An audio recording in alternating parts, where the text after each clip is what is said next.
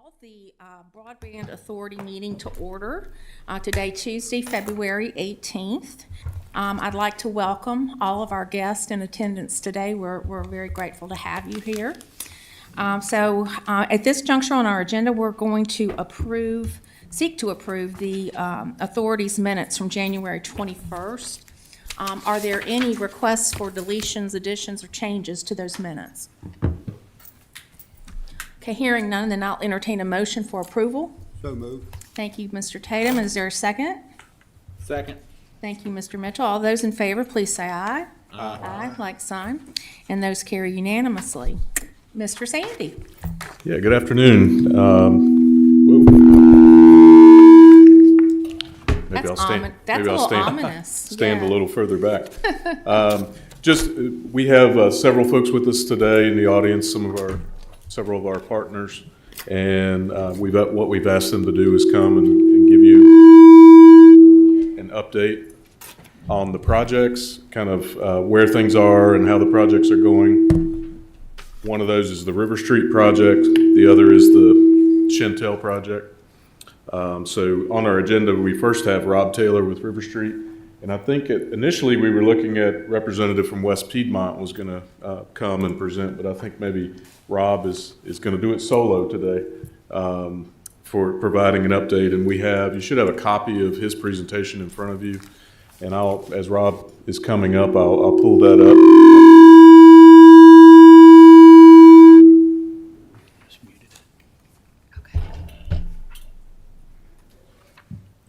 My guess is that maybe has something to do with the Zoom meeting that's on. Do we have folks? Oh, Rob is on Zoom. So we do. So Rob Mann with American Electric Power is joining us online. Rob, can you hear us okay? Yes, sir. Can you hear me, Steve? Rob?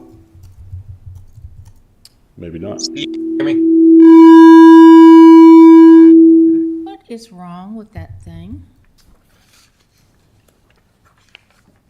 Steve, how about now? Can you hear me? On Zoom, okay. Okay.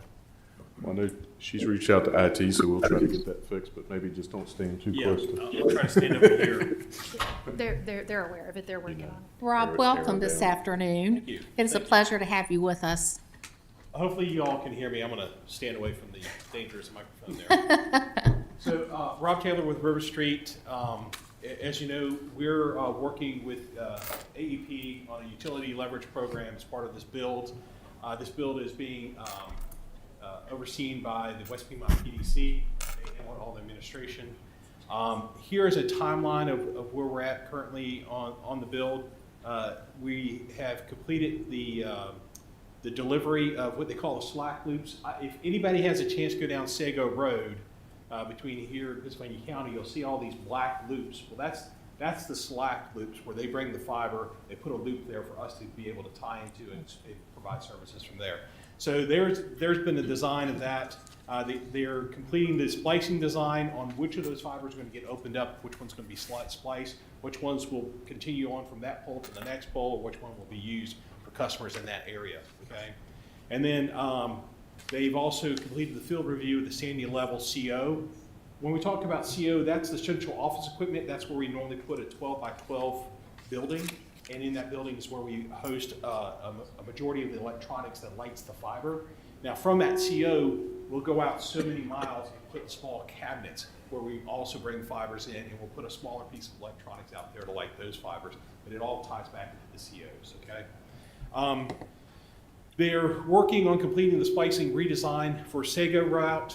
They're also working on the Endicott and Ingramville routes, and they are working on the Franklin Hut designs, and they'll be completing the permit submissions for Sandy Level and Glade Hill. Here is just an update on where we stand so far. AEP has finished just under 22.5 miles of fiber. The make-ready work has been completed for Sago route. The Endicott route is 95% complete, and their Ingramville route is currently underway. You want me to try it out? Okay. How's that? Better? Okay, there we go. Here's a overview of the service map. This map, and I'll have some details later how you can get to this map or how the people in Franklin County can get to this map. But this map shows what our current build is. As you can see, we've got about 57 locations already lit up. And on the next page, here's a closer in view of where those locations are located at. And these are being fed off of our Pittsylvania County. Now, part of the plan is, and we're still working on this, is that we are building out along the 40 corridor from Pennsylvania County. We have a CO station in the off Strawberry Road over in the Callens area that we'll be able to feed over further into the county, and they're working on finalizing that design. The initial design was completed by a previous engineering company that we ended up having to let go, and we brought in another engineering company, and they're redoing the design.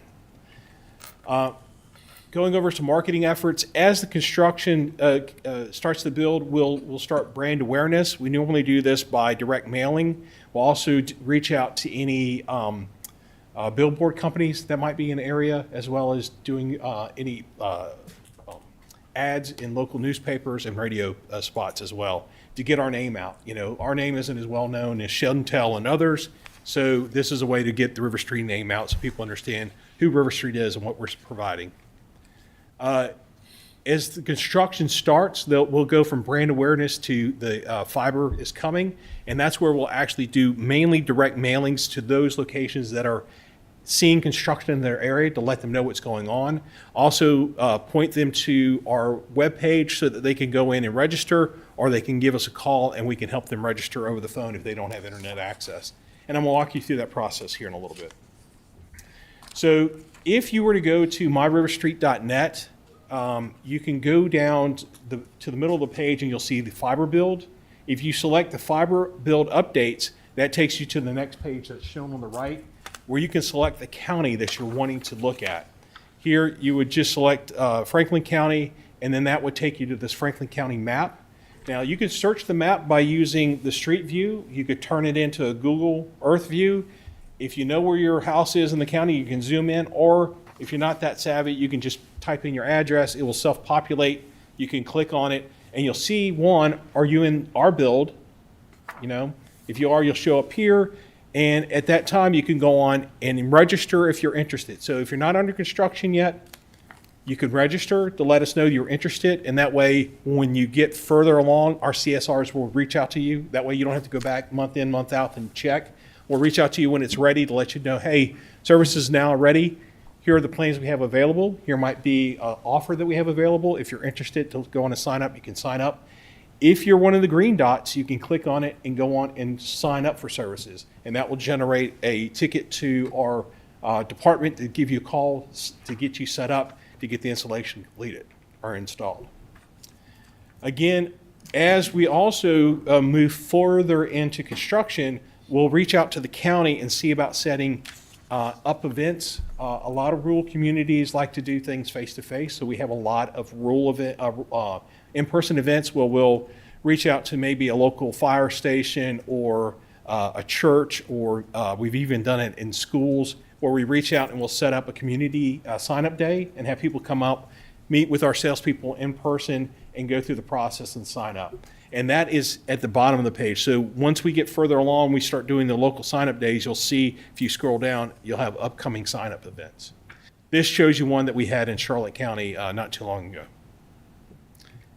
That's all I have for my presentation. If there's any questions, please let me know. Rob, can you bounce back to maybe your first or second slide with regard to the amount of those projects that are yet to be built? The 2,820 locations remaining to be built. What is your time frame on that? I'm sorry? It's like the fourth or fifth page in. Keep going. All right, so, Keep going. Right here? Yes. So as you remember, this is two projects combined, 2022 and 2023. The 2022 project has already got an extension from DHCD to extend us so that our timelines for both projects are in somewhere around, I think, August of 2026, right? That's before the ARPA funds and everything need to be spent, which is by December of 2026. And we had to do that because if you remember, because we're doing the utility leverage program, that had to be approved by the Virginia SCC, State Corporation Commission. And when that was going up in front of them, they only had one judge out of 3 sitting, and we had about a year delay waiting for them to get all 3 judges on the panel. So we were able to get an extension for that. Right, thank you. Yep. Authority members, do you have any questions or comments for Rob? Anybody? Rob, thank you so much. We appreciate the update. Thank you. Do we know if Rob is, can Rob hear us? The other Rob? Okay, all right. Rob, are you there? Rob Mann? Okay. Okay. He's having some microphone issues on his end. Okay. Well, hopefully we'll have Rob. We'll be able to join in at some point from the AEP perspective, because as Rob Taylor mentioned, Rob from River Street, this project, again, there's some differences between these 2 projects that we have. The River Street project is utilizing utility leverage program. And so, again, just as a brief summary, that is where American Electric Power is actually providing the what they call middle mile fiber that's being strung along those poles. And then River Street is actually the end user provider. So they're tapping into that middle mile fiber and providing the service to the residents. And if you look in your chart that's in the back of, I think it's the next to last page in your packet, so the spreadsheet, you'll see that the River Street project is really only affects 4 districts, 4 of the 7 districts. So primarily that's Snow Creek and Blue Ridge is where this project is. There's a couple in Callaway, and I think there's a 100 or 2 in Union Hall, mainly in that Pinhook area, that are part of this project. So this project, River Street, really doesn't have any Gills Creek. It doesn't have any Boone District or Rocky Mount addresses as part of this project. And again, as Rob was talking about the timeframes, this is actually a 3-county project. So in the eyes of the state, this is Patrick County, Henry County, and Franklin County are all part of this application, which was applied for and awarded to the PDC. So technically, it's not our project. We're part of this project, but technically, we're not managing this project. The PDC is managing this project. And again, for River Street, really the process is they're waiting for that fiber to be strung, and we are in Franklin County. We're actually leading the 3 counties as far as this project going. So it actually started here in Franklin, and so I think we'll see this portion, the Snow Creek portion, Pinhook portion, will be completed first. The Endicott portion will be more dependent on what's happening in Patrick County, because that's where the fiber will be coming from, the Patrick County component. So there's a lot of moving parts in this project, well, a lot of moving parts in all these projects, but a lot of moving parts in this project as well here. So, Rob, I appreciate you coming in and giving us that update. This one, as he mentioned, has a little longer time frame than the Chantel one that we'll talk about, because, again, it was a 3-county project. It involved the utility leverage program, which required, if you remember, 6 months to a year to actually get through that process to get the SCC approval. So, Is this, are these projects 100% funded at this point, or are some of these, is BEAD going to apply? these projects are fully funded either from VADI and the private partners. Okay, Yeah, so these would be outside of any BEAD activities. okay, thank you. And let's see, going to jump over to the Chantel. So now I'll ask our Chantel reps to come on up and give us an update on the Chantel activities, which different area of the county, different grant program, different years actually from VADI funding. So it was really 2021 and 2022 funding that applies to the Chantel projects. And so I'm not sure, we've got Jessica, Tabitha, and Brian all here. I'm not sure who's taking the lead, but I'll invite you guys to come on up, and they'll share, I know, you can come on, the progress that they've made, and also talk about the Make Ready program and some of the changes that they've discussed with American Electric Power and kind of how that's going. Obviously, a lot of the storm activity we had recently obviously is going to affect that, but a big part of what we wanted to talk about today was kind of an update on how we see that process. Has it improved? If you remember, we sent a letter asking for some improvements there, and this is an opportunity to hopefully talk about those changes that have been made and how that has been hopefully have been helpful in seeing the project move forward and getting this one complete. So this one has the different time frame where we're looking at October of this year for the completion of this project. So looks like Jesse's got the lead, so come forward. Thank you for coming. Welcome, Jesse. We're so glad to have you. Hi, good afternoon. I'm Jessie Wilmer, Chantel. I represent Chantel on our subsidy grant projects. Also with me today is Tabitha Bradley. She's our project manager for engineering and construction specific to Franklin County. And then Brian Bird is our regulatory affairs group. So,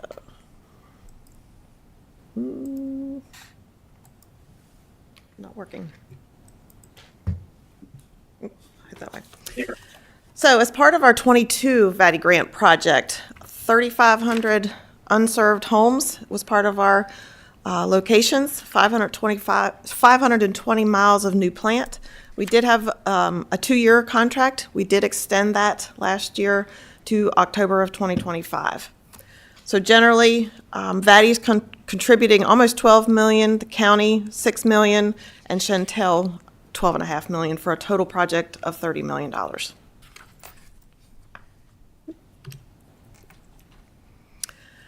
So first talk about our cabinet areas. This is where we kind of start building our cabinet locations for each of those individual areas of the county.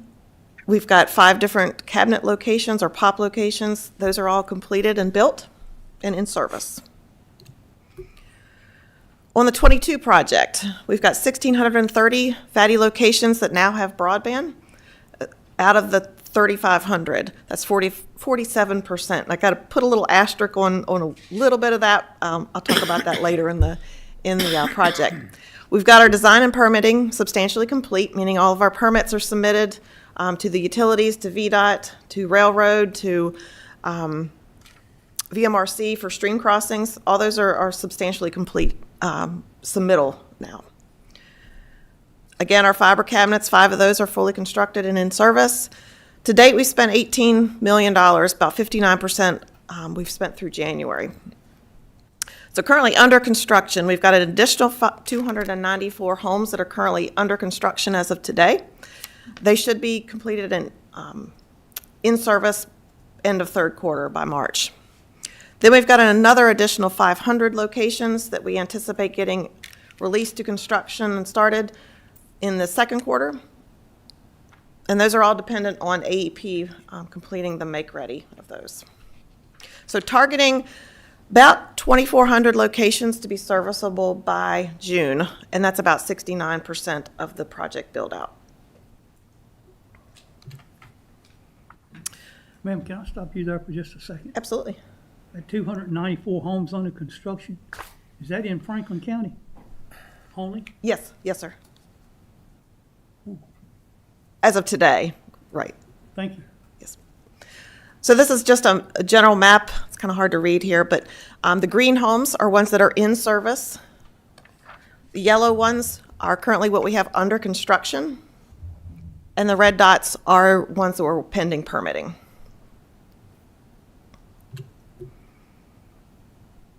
So our 2021 contract, that one served 612 underserved homes in the county, 417 homes, and 195 vacant lots. This one's a little different because it actually includes vacant lots where the other 22 project did not include vacant lots.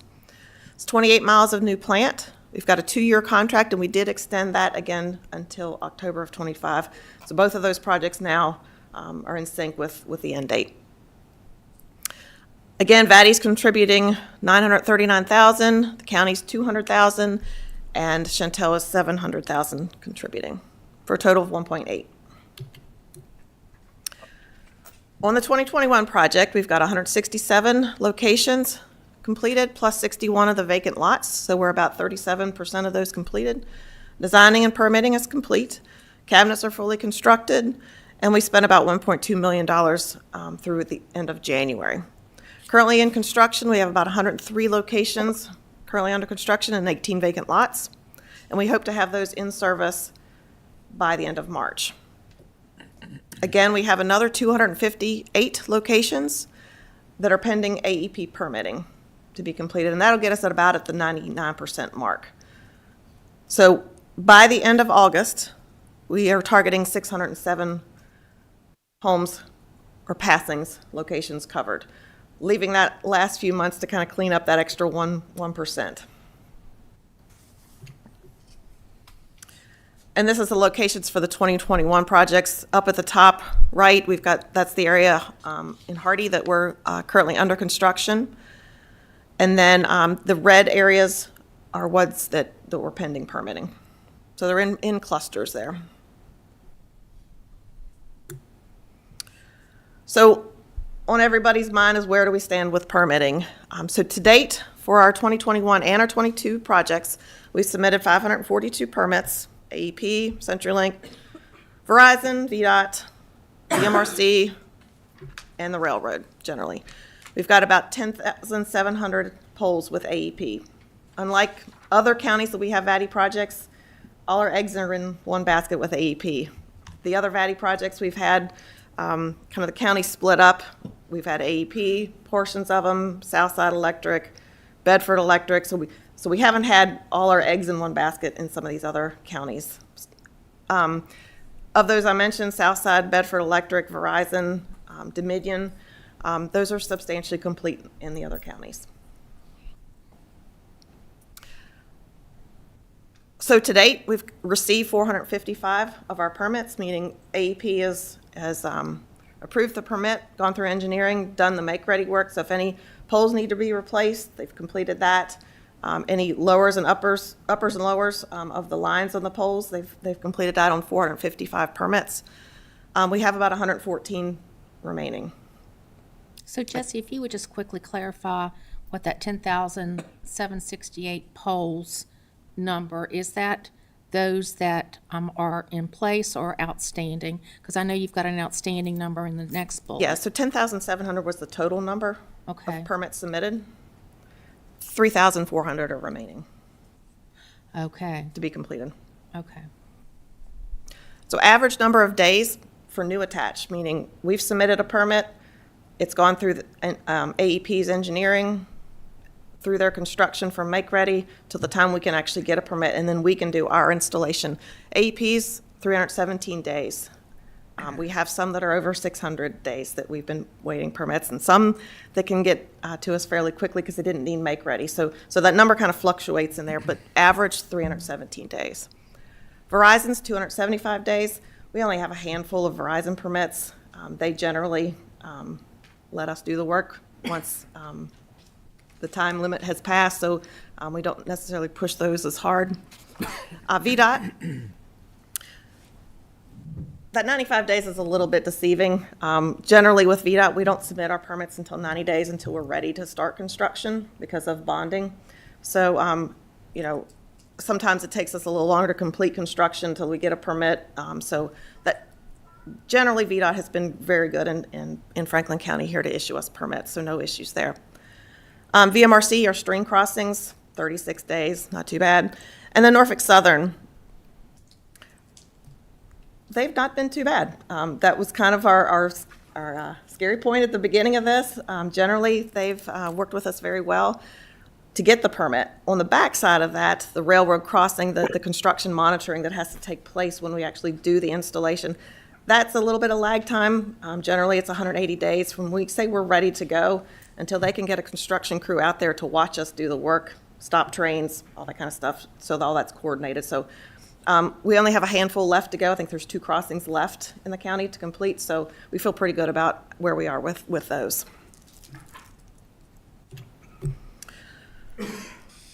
So where we are with AEP, we did send a letter, or Steve sent a letter to AEP back in October to try to escalate some of the issues that we were experiencing, some delays in the make-ready. AEP did commit at that point multiple new construction crews by January. They did hire a third party, Thayer Construction, to come in. They were supposed to have 10 crews split between 3 counties for us. So the majority of the crews were going to be in Franklin County because the majority of the work to be done is in Franklin County. We were going to have 2 crews in Franklin and 2 crews in Bedford, and the remainder would be here in Franklin County. These crews were supposed to be dedicated solely to us and not be pulled out for storm damage. No. They did arrive late January, got through some training. As far as our knowledge right now, they have not started anything for those projects yet. We have seen a noticeable improvement on the engineering side with AEP, meaning they've gone out, they've engineered their poles, give us approval, what needs to be done for make ready. So the engineering front is going fairly streamlined right now. We do know that the AEP crews, the third-party crews that were brought in January, have since been redeployed for storm damage. So rightly so, we understand that. We hope that once the storm damage passes us, that those crews will be able to get back out and start construction. That what we had hoped that they would start in February for us and ramp up that construction effort. So I know you've asked us before, what can we redo? What can we do to speed up? We have, at the county's request, redesigned over 34 miles from aerial to underground. This removed about 800 poles from AEP's bucket. We did have to pay, again, to re-engineer that whole area, so it had to go back through our engineering, back through permitting, through underground, easement validation, whatnot, so we had to do that all over. And we'll be paying more per mile for that underground construction. That construction efforts, while it's greater, it will be slightly offset by the Virginia Make Ready Initiative funding. So talk about the Make Ready Initiative. State of Virginia, $30 million funding by the DHCD to supplement our 2022 projects only for Make Ready costs. So anything that qualified for us for above our budget that we had initially proposed for Make Ready, utility pole replacements, mid-span installs, whatnot, and in certain cases, undergrounding, changing from aerial to buried. We were able to apply for additional funding for those. So round 1 and round 2, Chantel was awarded almost $1 million in that additional funding to help speed the process along. Round 5 and 6 have both been submitted to the DHCD, and we're waiting for approval on those to see if we've been granted that additional funding.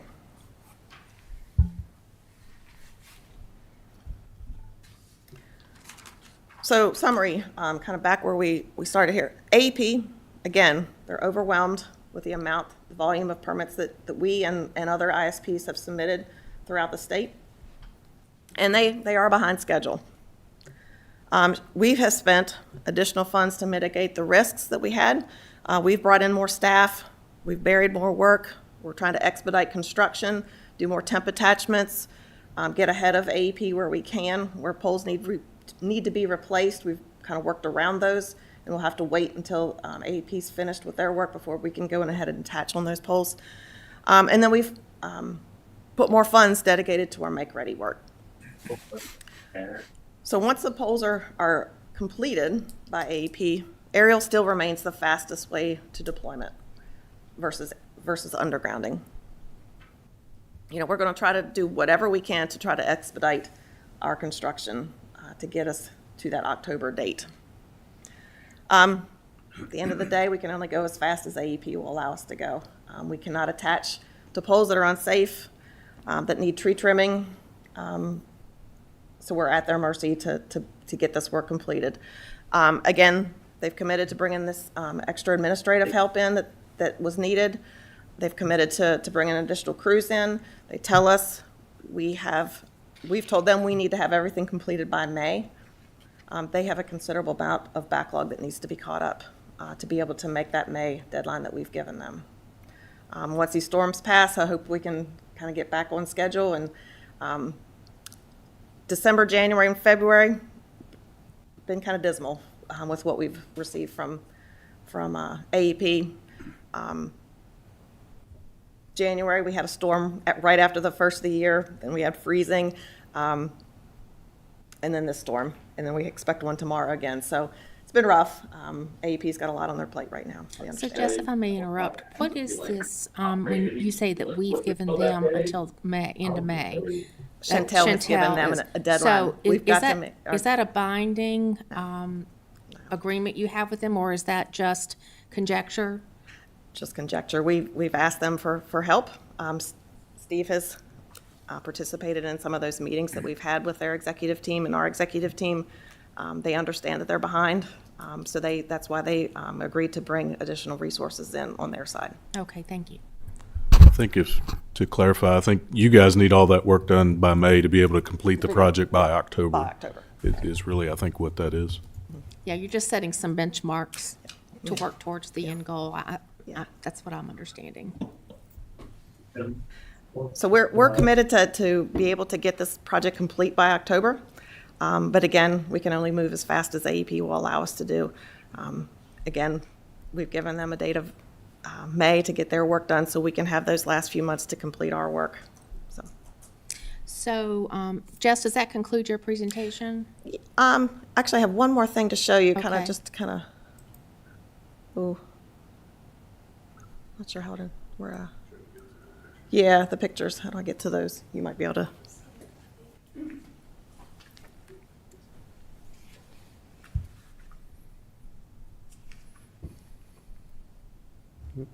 Maybe hit stop share. Unless that's tied to Rob. Yeah, that's tied to him.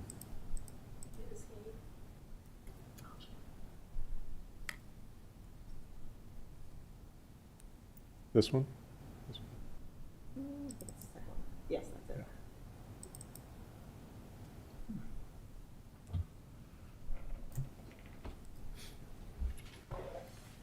So I did just want to share with you a couple of photos of kind of what we've been up against here in January and February. So back in the beginning of January, we had Winter Storm Blair come in. AEP, Chantel, all the ISPs and telephone companies had major outages through that. We had some issues with frozen ground. We could not do buried work at that point because we couldn't have locates on the ground because of the snowplow. So that kind of gave us some delays there. It's in my house. Then we had the wildfire damage. End of January, we experienced some damages from that wildfire in our Boone's Mill 2 area. That area was construction complete, had customers on it. We have gotten that fixed since, but it did cause some damages there that are reflective of where we are.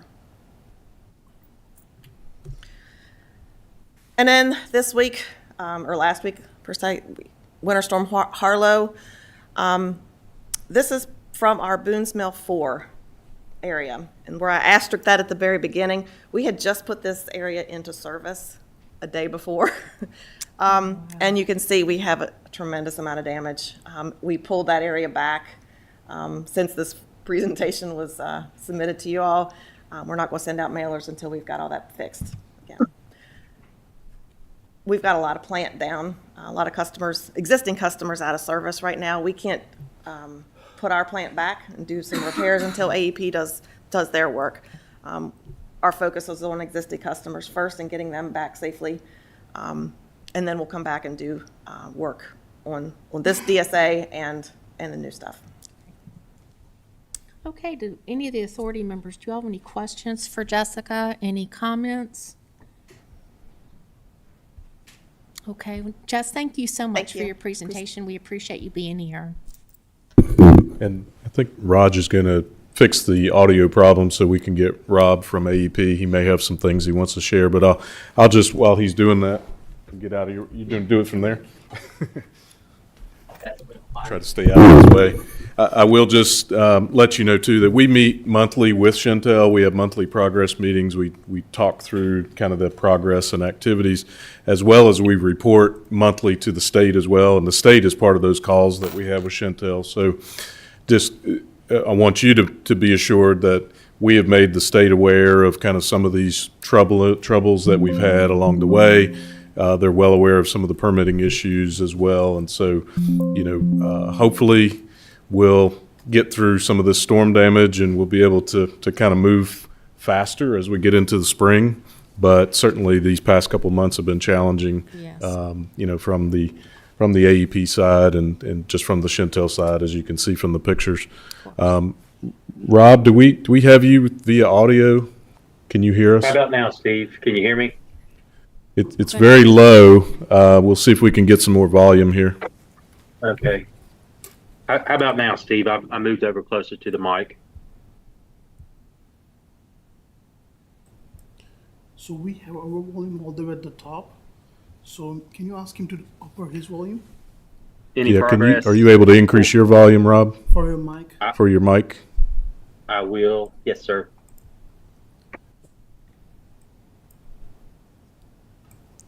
Should be under your settings if. I got it. It's pegged out. How about now? Is it? Still low? Yeah, it's really low. We're having a hard time hearing.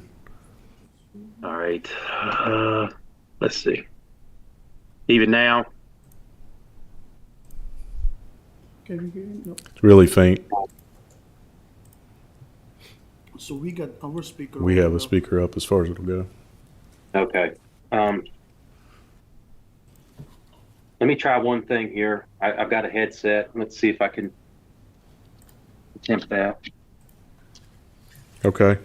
While you're working on that, maybe I suggest we move on to Chris Dillon with Brightspeed. Sure. Get that part taken care of, and then maybe we can come back to the AEP discussion. One more time. Can you ask him to say? Can you say one more thing, Rob? We'll see if we got you better this time. How about now, Steve? No, it's still. I'm trying. Still muffled. He's trying all the speakers. Try again. Yeah, try again. Okay. Now? Yeah. Try all of them. Yeah, I think you're going to have to try to increase the microphone volume on your end. Okay. All right.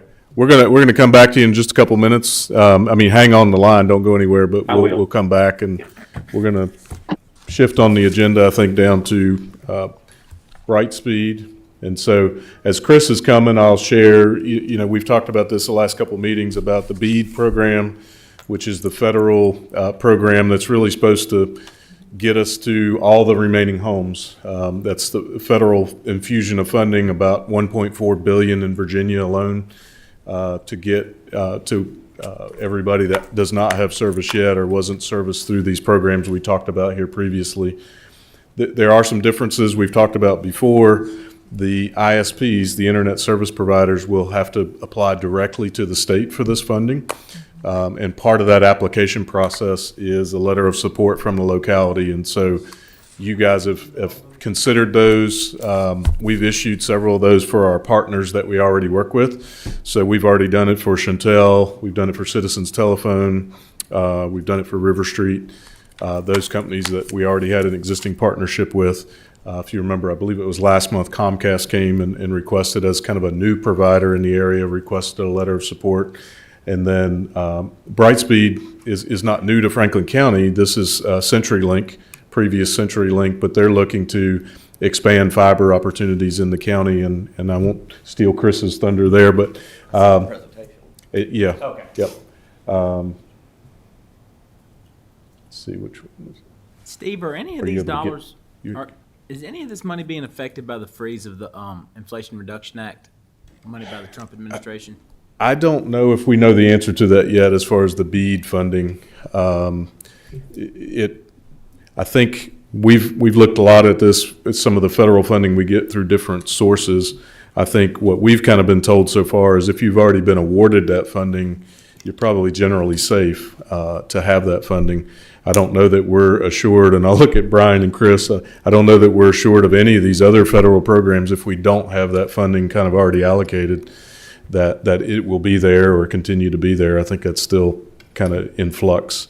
I think with the BEAD, there's probably enough bipartisan support that everybody needs to get internet, that's probably safe. But I think we'll have to wait and see to be sure. The state is continuing to move forward and has opened up the application process to start awarding projects under BEAD. And so I think they're moving forward until told otherwise that the funding is not there. But I guess the short answer to your question is I guess we don't know for sure, but I think we feel like this program in particular is relatively safe just because it's kind of something that crosses the political boundaries, I think, of the need.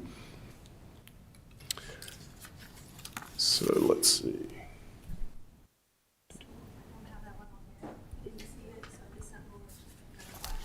Okay. Well, I know y'all have, I'll let yeah, I'm sorry, that y'all have a hard stop at 3. Chris Dillon, Brightspeed, Yeah. sorry. I'm Chris Dillon, Brightspeed. I'm Government Affairs Director. We are planning to apply in Franklin County for, I think it's 1,188 addresses to provide fiber to. That's high speed, 10 gig up, 10 gig down capable. So, you know, we're very excited for the opportunity. None of this is county money. It all comes through us, the ISP. The county doesn't have to allocate any staff or any time. All we're asking for is a letter of support to apply to get that 1,188 addresses. Do we have a presentation coming, Mr. Sandy, or? Okay. So in the interim, do any authority members have any questions or comments that we could go ahead and get out of the way? Okay. If I could just share a few more points there. You know, as Chris said, they're not asking for any funding from the county for their application. And they're really looking at, I think what you had in the presentation was about 6,800 total homes, but 1,100 or so of those would actually be funded through the BEAD program and would be, the 1,100 would be customers that don't have any other internet service currently. So they would be looking to expand to other households, which basically is good for us because it gives our citizens a couple different options in some areas. But the total that would be funded through the BEAD program would be about 1,100 homes through this request. And so what we're looking for, as I mentioned in the past, is we're looking for providers to really pick up those last 2,000 plus homes that are BEAD eligible. And so as they submit to the state, I think all these providers will be submitting their applications to the state, and we'll be working with the state to say, hey, let's make sure that whether it's 1, 2, 3 providers, that we're getting all of those remaining houses connected. And that's really going to be the goal for us and the state through the BEAD program, is to try to get those remaining homes covered through this process. So Steve, just a note of clarification with BEAD, because the localities, as a clarifier, are not involved in the process. It's between the providers and the federal government. Correct. Well, state government, Or actually. state government, because the money comes, yeah. So I just want to make sure, for the purposes of the authority, that there is no burden or consequence being laid upon the localities as we move through BEAD at this point in time. That's correct. Now, what we've asked all of them is if they're successful in getting their grant application awarded, that we want to be part of that process. We want to be routinely updated and filled in on progress as those applications move forward. And so, again, we expect that there's probably going to be multiple applications submitted for serving Franklin County.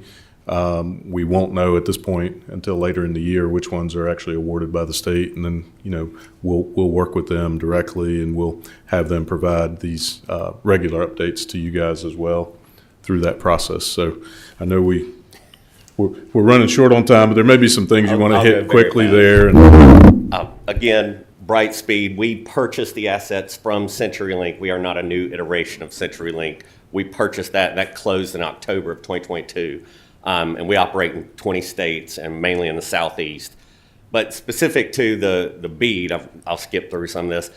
This came out last month of most reliable internet service providers in the country. We ranked 3 out of all the providers in the country, and we are the fastest ISP by highspeedinternet.com.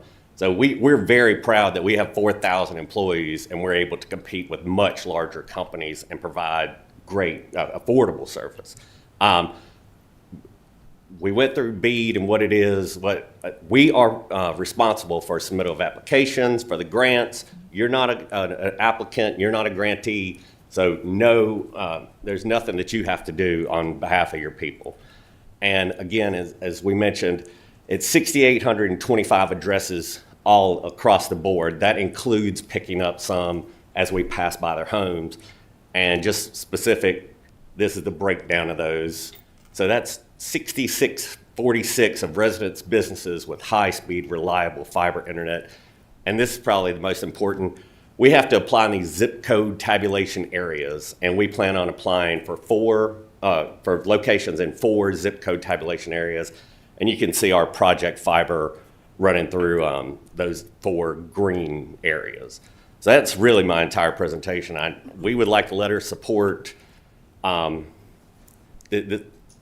to get this moving, and because we're here, because we do have assets in the county, and we'll build off of those assets, we have a greater chance of a successful application because we won't be asking for as much funding as somebody who comes in and just has to build a brand new network.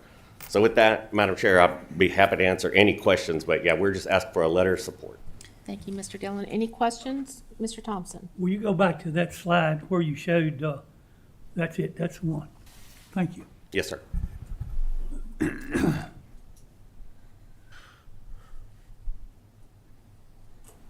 Thank you.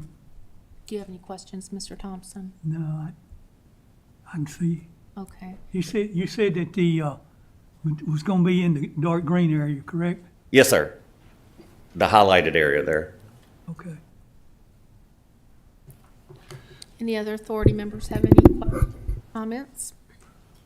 Are you okay, Mr. Thompson? Okay, thank you so much for being with us. I guess, Mr. Sandy, at this point, we have a motion or proposed action to provide a letter of support Correct. for Brightspeed. That's correct. Did you have anything to add before we? Just to clarify, this particular slide here is, as Chris mentioned, the way they require the applications is by zip code area. And so you don't have to apply for the entire county. You know, you could apply for one zip code area or multiple zip code areas. And so that's what you're seeing here in that darker green in the middle. As you noted, that's 4 zip code areas of the county. I don't even know how many there are in the county total, but there's probably a dozen or so total in the county when you look at Henry and Callaway and different areas that have different zip codes. So just to clarify that for Mr. Thompson and maybe others, is that's why that's the area they're showing, and they're not proposing to necessarily cover the entire 2,500 addresses for the county. And we've had other applications that were similar that we're looking to supply fiber in a certain area of the county. And again, as I mentioned earlier, what we would hope the state is going to do is kind of put those together and say, hey, we'll approve this one and this one for Franklin County because this will cover all those addresses that still need to be covered. And it'll avoid redundancy. Well, I think they'll avoid redundancy from what they're funding, but I think what this will actually provide to us is redundancy for our citizens. So in several cases, we'll have citizens that'll have 2, maybe 3 options for internet moving forward. The state is not going to pay for that redundancy, but I think That comes out of our pocket. so in this example, it's about 1,100 the state would pay for, and then 4,000 some that Brightspeed would basically pay for out of their own pocket to provide that coverage, Okay, very if that good. makes sense. Yes, thank Yeah. you. Okay. So, yes, Mr. Thompson. Basically, Madam Clerk, the way I'm reading that, or see that, I'm sorry, Madam Chairman, No. is that that's the biggest population. That is probably the most dense area, and I think that's somewhere their existing network is as well. That's what I wanted to see, where it was at in the Boone District. Yeah. And he's got in Rocky Mountain the most population there. It's not helping the outlying areas that much. Okay, so is there a desire to put a motion on the table to approve a letter of support for Brightspeed for BEAD application? Madam Clerk, I'll make a motion that we approve sending a letter of support for Brightspeed in this project. Thank you, Mr. Tatum, excuse me. Is there a second? Second. Thank you, Mr. Mitchell. All those in favor, please say aye. Aye. All opposed, like sign. Okay, you have a unanimous vote on that, and Thank you very much. we appreciate your presentation. Thank you. All right, and we'll get that letter prepared this week and get it to them. We're going to try, Rob, can you have some volume now? Can you? Let's try it, Steve. How about now? Okay, I think that's probably about as good as Better. as we're going to get. We can hear you a little bit better. Yeah, I think we've got a little less than 10 minutes, and so wanted to give you an opportunity to share about some of the activities that AEP is working on relative to, in particular, to the Chantel project, I think, but the authority may have some additional questions as well. Yeah, I was going to really focus on the Chantel and what we do have. I know it was mentioned, the additional crews. I was able to speak with their dispatching folks here at APCO, and as well as their planning supervisor too. So we do have 5 Thayer crews that will be assigned to Franklin County, and it also looks like we've got 3 Elliott crews that'll be assigned also to try to help assist get this back up to speed. Now, it was mentioned also some coordination and some different management of the project. We do have a new project manager dedicated to this to get this back on track. So under his team, he will have a scheduler and a cost coordinator as well. So as mentioned, also the storms have really hammered APCO in this area with the 2 recent storms, the first being in January and then just last week, as we're still wrapping up some of the outage activities there. So it looks like we're going to start this work the first week of March, sooner if can be. They are calling for some weather this week also, but those crews, they are dedicated to the make ready work. So I know there has been a number of projects that are engineered and complete as far as engineering efforts. Like, I've got several here, and I can run through them real quick. One was at Dickinson. It's 22 miles. We do have that complete. Sago, it's 12.3 miles total. We've got 10 miles built for the make ready work. Endicott is 24 miles, and as of last week, as of the 5th, construction was scheduled to start on that, but the storms have delayed that. So Endicott still has 24 miles with construction pending.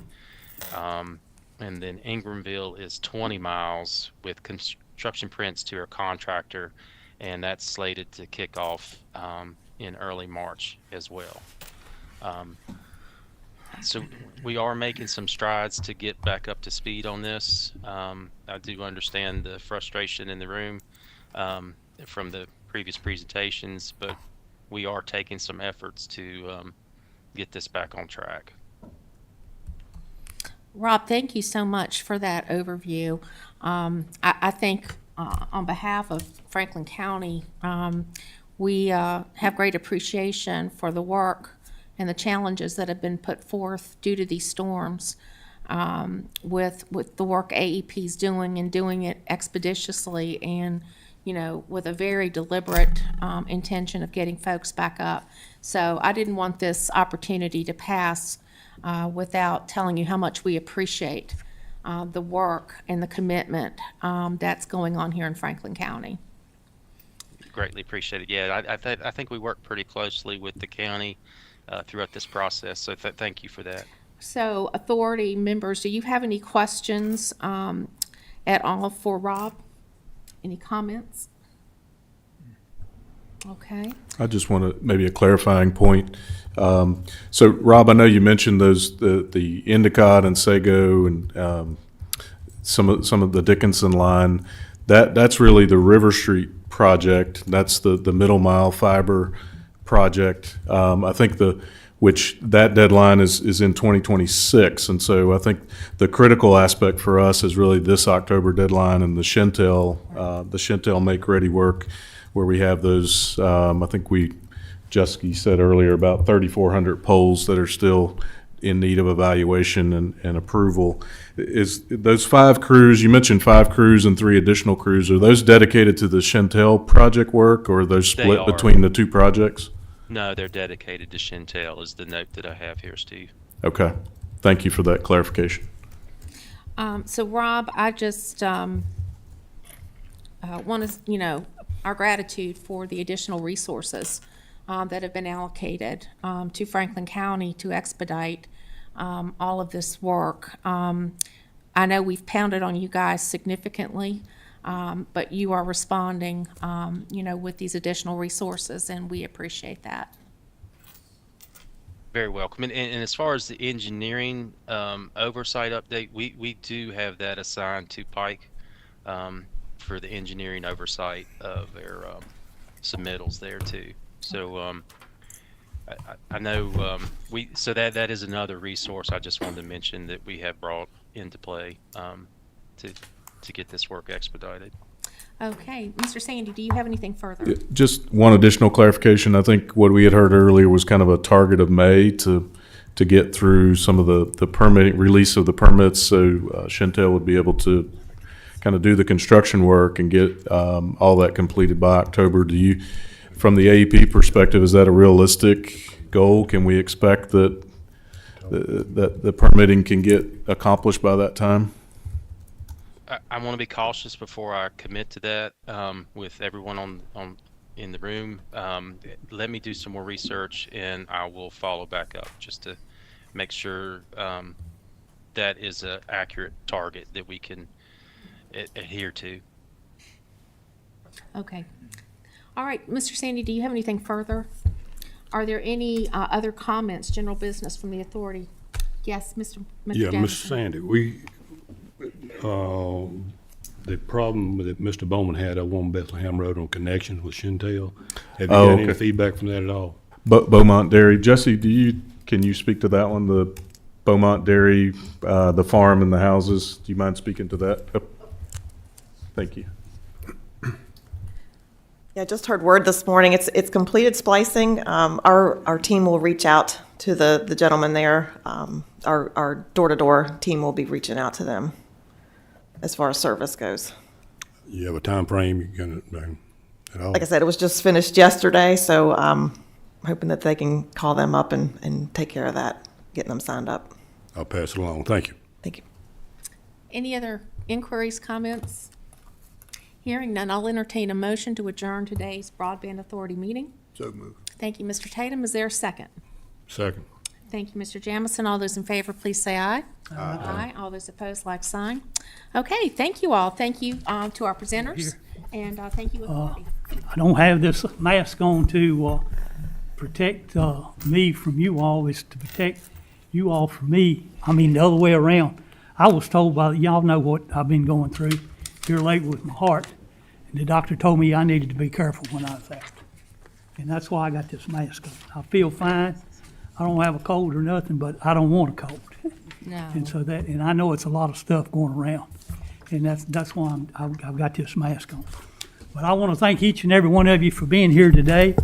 I thank you for what's going on, and we're going to say more about that here in a few minutes with some presentations that we have to talk about. And I know it's been a very interesting month since last month. As a matter of fact, I'll have to go back and say it's been a very interesting year. And then I might as well go ahead and say it now. I'm not sure we're going to have a meeting here again comes Tuesday because of what they are talking about that's going on tomorrow and Wednesday, tonight and tomorrow. So we'll just have to play that by ear. But it's good to see each and every one of you here. And so with that being said, I'm going to ask Mr. Quinn, if he will, Supervisor Quinn, Dan, will you lead in the invocation? Yep. And then let's all stand, please. Good afternoon, members of the board, and to all present today. As we gather here to conduct important business of our community, let us take a moment to pause and reflect. We give thanks for the many blessings we enjoy in Franklin County, our families, our neighbors, and the beauty of our shared land. We also ask for guidance as we strive to make decisions that benefit all who call this county home. We extend our deepest gratitude to the first responders and public safety teams who worked tirelessly during the recent wind and ice storms. Their selfless dedication in the face of challenging conditions helped ensure the safety of our residents and kept our community strong. We thank them for their courage, their commitment, and their unwavering service. May we all be inspired by their example of resilience and service as we move forward in our responsibilities today. May we approach this work with wisdom, compassion, and a shared commitment to the well-being of all. In this spirit, we ask for strength and unity as we begin this meeting. Amen. Amen. Tatum. I pledge allegiance to the flag of the United States of America and to the republic for which it stands, one nation, under God, indivisible, with liberty and justice for all.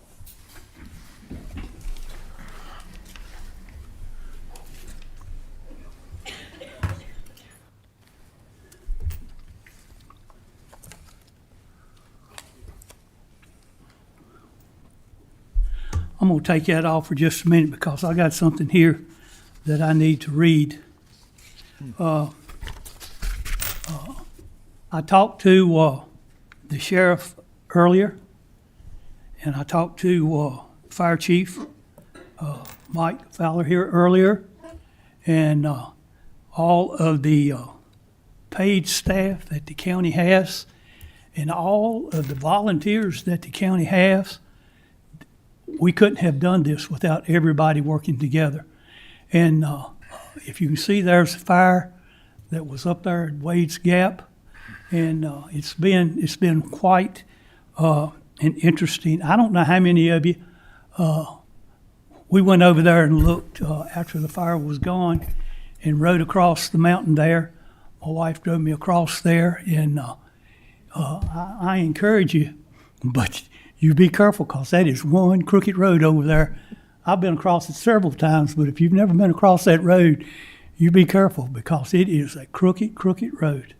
Y'all didn't know we had any roads like that, but I will tell you one thing. Not only is it crooked, but it is paved. And that's a good thing. It is paved. There's a whole lot of them that's that crooked or more crooked, and they're not paved. So, we're there. I come before you this afternoon with deep gratitude and appreciation for the strength of our community in the face of challenge.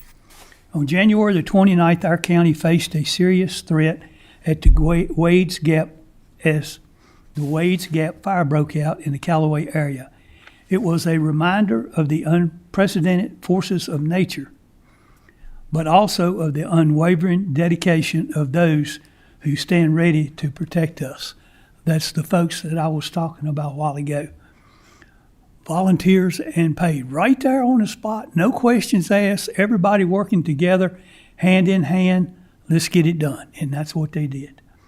First, I would like to extend my sincere thanks to the Franklin County Fire and EMS Chief, Mike Fowler. His leadership and coordination were instrumental in organizing the response, ensuring that resources were in place to contain the fire and protect lives and property.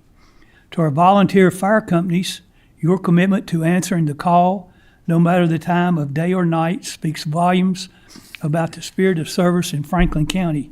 You are the backbone of our emergency response, and we are grateful for your courage and sacrifice. Also, we would like to recognize the career staff of the Franklin County Fire and EMS, and also the Franklin County Sheriff's Office. Sheriff Overton and his team, our E911 dispatchers, and the Franklin County Emergency Management Team. These men and women worked around the clock to ensure that emergency services were delivered and efficiently and effectively, from those battling the flames to those directing resources, ensuring public safety. Their professionalism and dedicated made a difference in keeping our community safe. In addition, I especially want to extend a heartfelt thank you to Monte Vista Church of the Brethren. Their generosity and hospitality during this crisis were nothing short of remarkable. By opening their doors as a base of operation, They provided a vital hub for first responders and a place of comfort for the community, whether it was offering food, shelter, or simply a place to regroup. Their kindness embodied the very best of Franklin County. And our state and regional partners, the Virginia Department of Emergency Management, the Department of Forestry, and neighboring localities that stepped up to stand with Franklin County in times of need is deeply appreciated. Their expertise and resources were valuable in ensuring a coordinated response. As if the wildfire wasn't enough, our county was also hit hard last week by a significant winter storm, bringing down trees, power outages, and hazardous conditions across the region. In response, our Emergency Operations Center was activated, bringing together local and state agencies to coordinate recovery efforts and ensure assistance with provided where it was needed most. I want to extend my sincere thanks to all those who worked tirelessly to clear roads, restore power, and keep our residents safe. A special thanks goes to Franklin County Public Schools for their incredible support in offering Franklin County High School as a warming center, Scruggs Volunteer Fire Department, Cool Branch Volunteer Fire Station, and the Franklin County Warming Shelter. Their willingness to step up in time of need is a testament as their commitment to our community, and we are truly grateful. In moments like these, we are reminded that Franklin County is more than just a place on the map. It is a community bound together by resilience, hard work, and neighbors looking out for one another. Time and again, we have witnessed the people of this county rise to the occasion, showing what it truly means to care for one another. Whether it was through the bravery of our first responders, the generosity of those who provided support, or the patience and understanding of residents impacted by this fire, we have once again proven that Franklin County stands strong in the face of adversity. Challenges will come, but so long as we stand together, rooted in our shared values, our deep appreciation for this county, and the commitment to one another, there is no obstacle we cannot overcome. Let this moment serve as a testament to the character of our community and a reminder that we are always strongest when we stand together. I want to again thank each and every one of you for that, and may God bless each and every one of you. And for that, the board wants to thank you.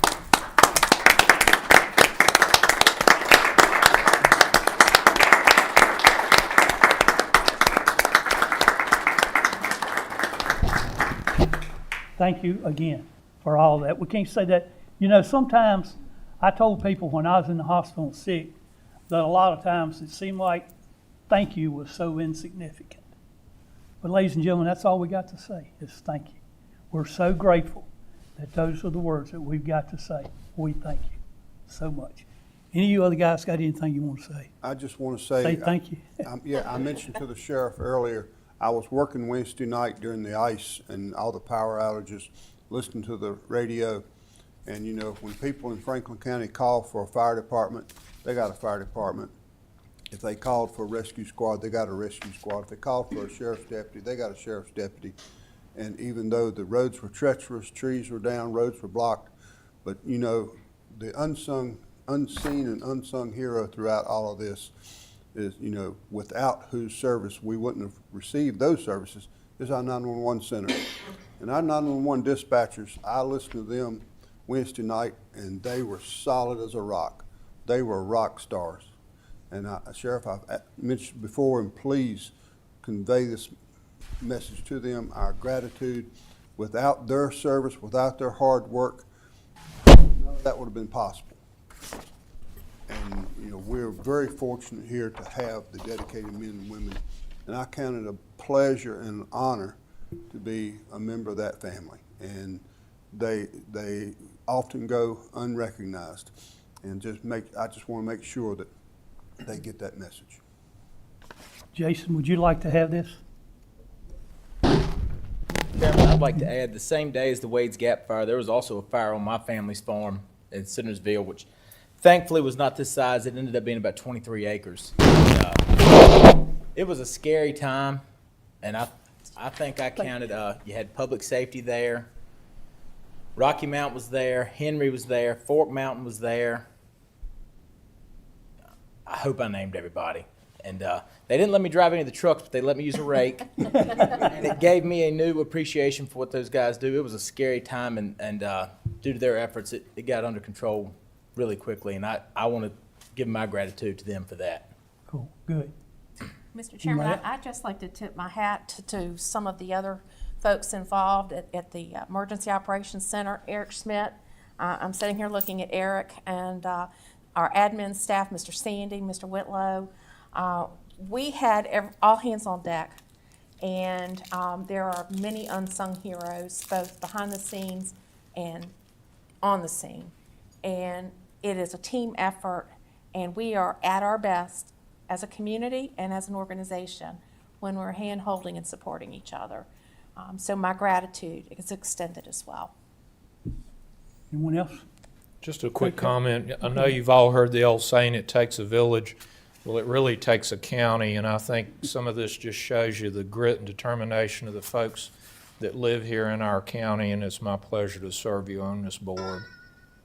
Thank you. Appreciate that. Thanks again for everything.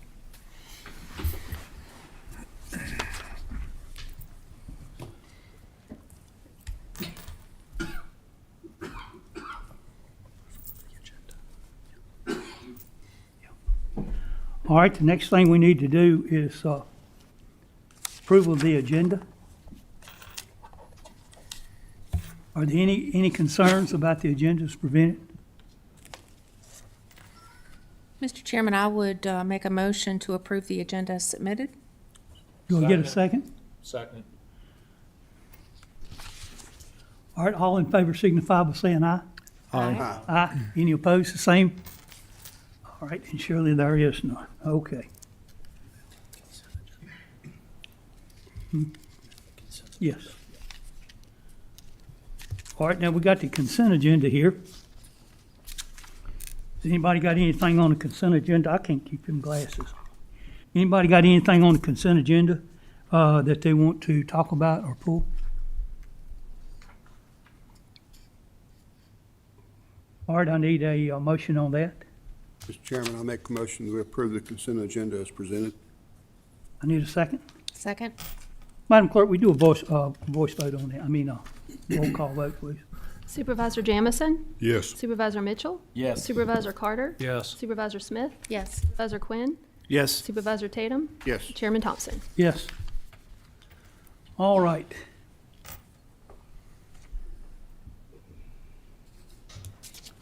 All right, I have a thing here. And we have a partner with us today that I want to recognize, and I want to get to come up front here in just a minute. We are excited to implement this partnership with Ferrum College to create a scholarship fund for Franklin County students. This is a big win for our community, giving local students more opportunities to continue their education and achieve their goals. By working together with Ferrum College, we're helping ensure our young people have the support they need to succeed, and in turn, we're invested in the future of Franklin County. We're proud of this collaboration and look forward to seeing the impact it will have on our students and the community as a whole. And with that being said, I would like to invite the president of the college, Miss Marita Martin. If you'll come forward, please. I know you're here. I saw you back there. We're going to move the table up here, and I think we've got some papers we're going to sign. You bring a bunch of staff with you? That's good. That's good. That's wonderful. This is the family. Yes. That's good. I'm glad. Yes. I don't have nothing. She's got everything to sign. Okay. Oh, Brian's got it.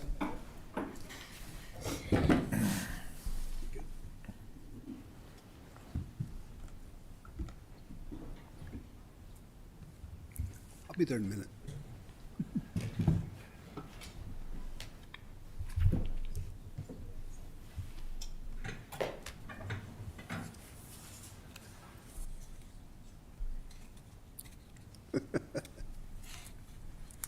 Hey. how y'all, excuse me just a minute. Sir.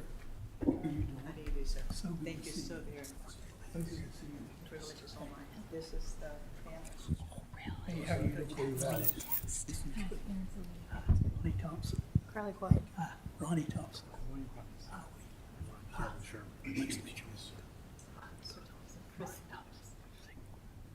That is fantastic.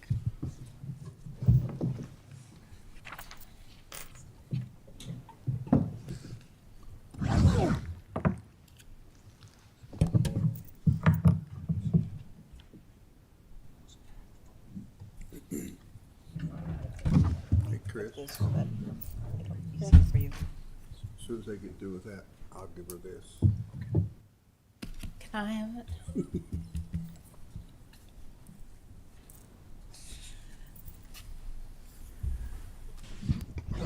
Thank you, sir. Yes, ma'am.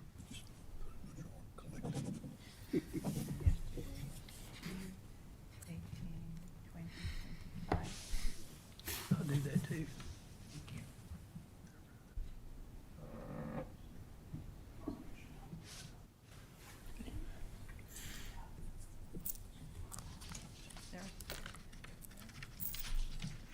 Nope.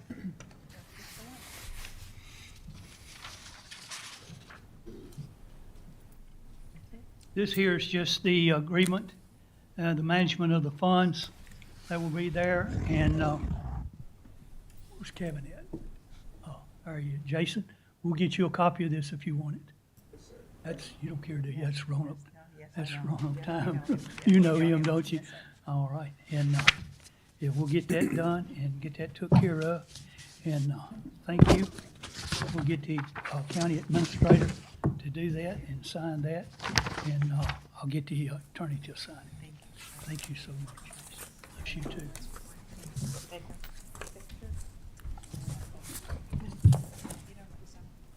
Forward.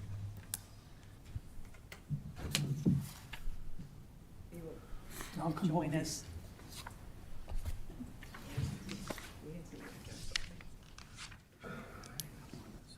Hey, buddy. I'll get here behind. All right, Keith, you can get one. I think Tim has the check. Oh, Tim's got the check. Oh, okay. So I think that's what everyone's excited. Okay, he's got the checks. Okay.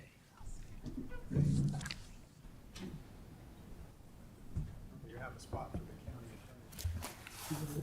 It's a little Of bit- course, nothing is Jim's done name. without the attorney. We'll get that. We'll get that and him to do that.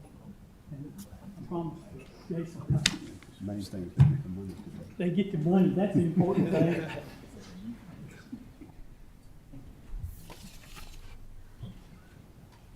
Chief.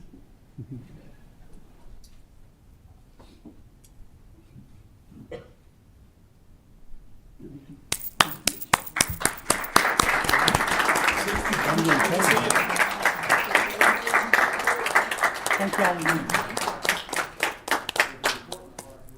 Thank you. We'll get this done. I'll get that check, get that check. Get the money in this.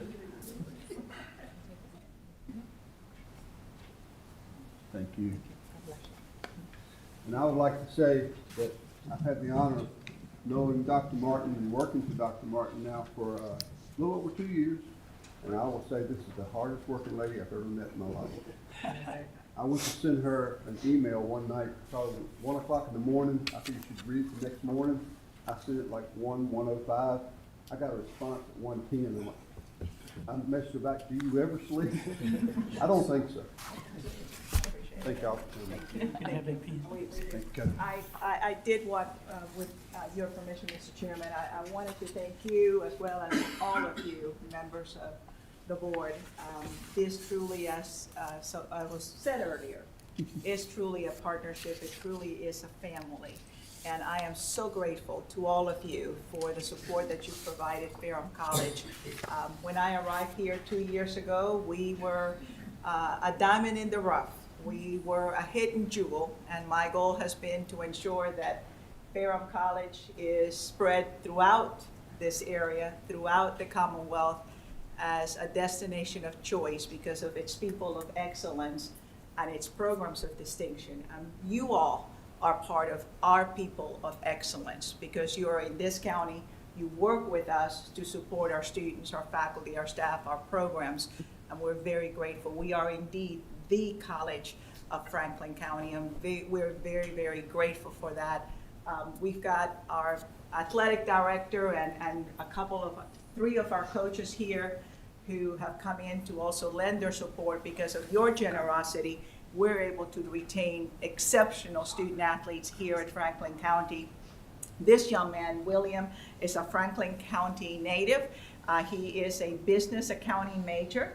And because of your generosity, individuals like him will be able to call Ferrum College home and not take our citizens' money outside of the county. It'll stay home with us so that we can grow. Ms. Waters here just joined us about 4 weeks ago, and she has been baptism by fire, or I should say ice by fire, as she has joined us as a new vice president for institutional advancement. And I hope that what you see here with Mr. Tatum, who is obviously part of our internal community as well as the external family, we have a family, and I'm grateful to all of you. I was telling Supervisor Carter that Ferrum College was hit by the ice storm badly. We went down, we were totally in the black. And I received phone calls from the emergency management personnel asking how we could help. Dr. Sears offered his 2 gyms because our backup generator, which was brand new, was not working. Finally, when we got it up, I was getting ready to have a great big slumber party with 700 kids. Tell me how much I was looking forward to that, okay? And the lights came on by the grace of God and the hard work of the people of this county and those who came to our service. So on behalf of a very, very, very, very grateful Ferrum College, I wish to extend to each of you our gratitude, not just for this check and for your continued support, because it will transform lives, Franklin County lives, but also for the support that you afford us day in and day out. I will leave you with this because I have to always give homework. Your homework is to spread the word of all that is great and good about Ferrum College and get students to stay home at Ferrum College so that they can become part of the economic engine of this wonderful and beautiful county. So God bless each and every one of you for everything that you do, and thank you for your support. Thank you. Thank you, Mr. Chairman. God bless you, sir. Dr. Martin. Thank you. Dr. Martin, would you be kind enough to introduce your staff that's with you? Go ahead. Yes. I'm Cleve Adams, Director of Athletics, born in Franklin County. Yeah, I'm Erin Salibi, head women's soccer coach, also born in Franklin County and went to Franklin County High School.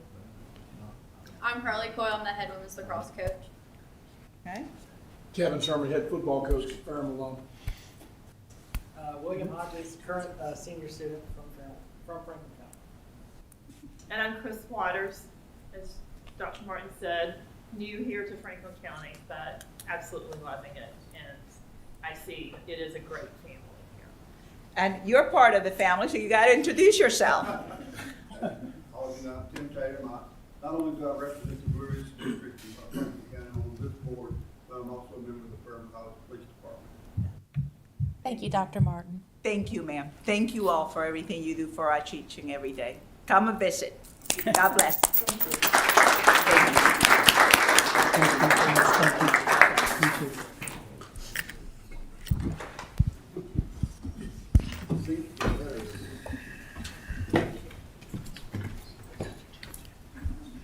Did you really give my check away? Yes, I did. I had short bump in mind. Mr. Chairman, as you're returning to your seat, I'd also like to thank Mr. Brian Carter, Deputy County Administrator, our CFO, for all his hard work, who's also a Ferrum alum, on this project and this memorandum of understanding and the scholarship. I know Mr. Brian Carter, was instrumental in bringing that about, so appreciate Brian and his efforts. Huh? You got something? No, that was great.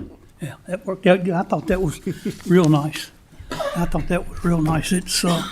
It's good to partner with other entities within the county. It's good for all the way around. And then the fact that, you know, there, at one time, I don't know if some of you even knew that, but Virginia Western Community College, when the county purchased that, it's now the Smith Farm. We paid the money that we paid to that. Virginia Western took all of that money and spent it for scholarships to Franklin County students. So now, and now that's used up, and now we're doing it here for Ferrum College, and that's good there. That, and it keeps, like Dr. Martin said, it keeps the money in the county and keeps the students in the county. And it's also good, I think, for the students. A lot of them, they get to stay home. You know, that saves room and board for the parents and everything. And then by the fact that they're in the county, there is, it's a savings there as well. There's a savings there as well. All right, let's get back into our thing. Brian Casella with VDOT. It's your turn, Brian. You got snow plows on them trucks? Oh, yes, sir. They won't be going off anytime soon. You got them chains sharpened on the chainsaws. Yeah, we're going through those too. Thank you, buddy. Y'all done a good job. Thank you, sir. And honestly, if I may just take a second to just reflect on the storm that we've just come through and all that this county has come through together. And, you know, VDOT, we have in Franklin County 4 area headquarters, and I'm just going to name them off: Sidnersville, Glade Hill, Burnt Chimney, and Callaway. And each one of those areas is staffed with 12 to no more than 15 people, including managers. And then when we go into 24-hour operations, we're split in half. So we're 6 to 7 people deep. And then, I mean, and storms of this magnitude that we've seen with the flooding, the rain, the snow, the ice, it's overwhelming. And so I really want to thank all of public safety, the sheriff's office, the county administration, letting us come and be a part of the emergency operations center. Really felt like we were engaged there. Got a lot of information shared with us, and I just, you know, the sense of pride and community and the thanks that I've heard you all, I just would like that resonates deeply with us, and we appreciate the support because, you know, within 24 hours we had roads open for the most part. And that's amazing given what we were tasked with. So just kudos to Sheriff's Office. I know they had inmate crews out working and paid and volunteer fire staff. And just, I hope I'm not forgetting anybody, but just really want to say thank you for all of the support that you all have allowed us to have as far as resources. So it's been wonderful. And we'll right back in it again today and tonight. So I do have a brief road report, and then we'll take any questions. So looking at previous activities for the previous 30 days, Route 40, we had a pipe replacement project, and that's now since been opened. That's complete. Looking at maintenance activities for the next 60 days, Route 705 Chestnut Hill is under construction. It's closed. The pipe is in place. We're working at chiseling some rock to put the end walls up, and hopefully we'll have that open in the next week or so, weather permitting. Skipping ahead, and pretty much the last thing I have to report is Route 220. We did have a study, and we recommended some existing curb warning signs to include a few additions in the southbound direction. And this is in the area of 847 Blackwell Road and 718 Crooked Oak Road on the southbound side. So we've had some things that we're trying to address there. And we're also looking at potentially some pavement options to improve that area. So that really concludes our report here, and be glad to try to answer any questions you all might have. Anybody got any questions or comments to Brian?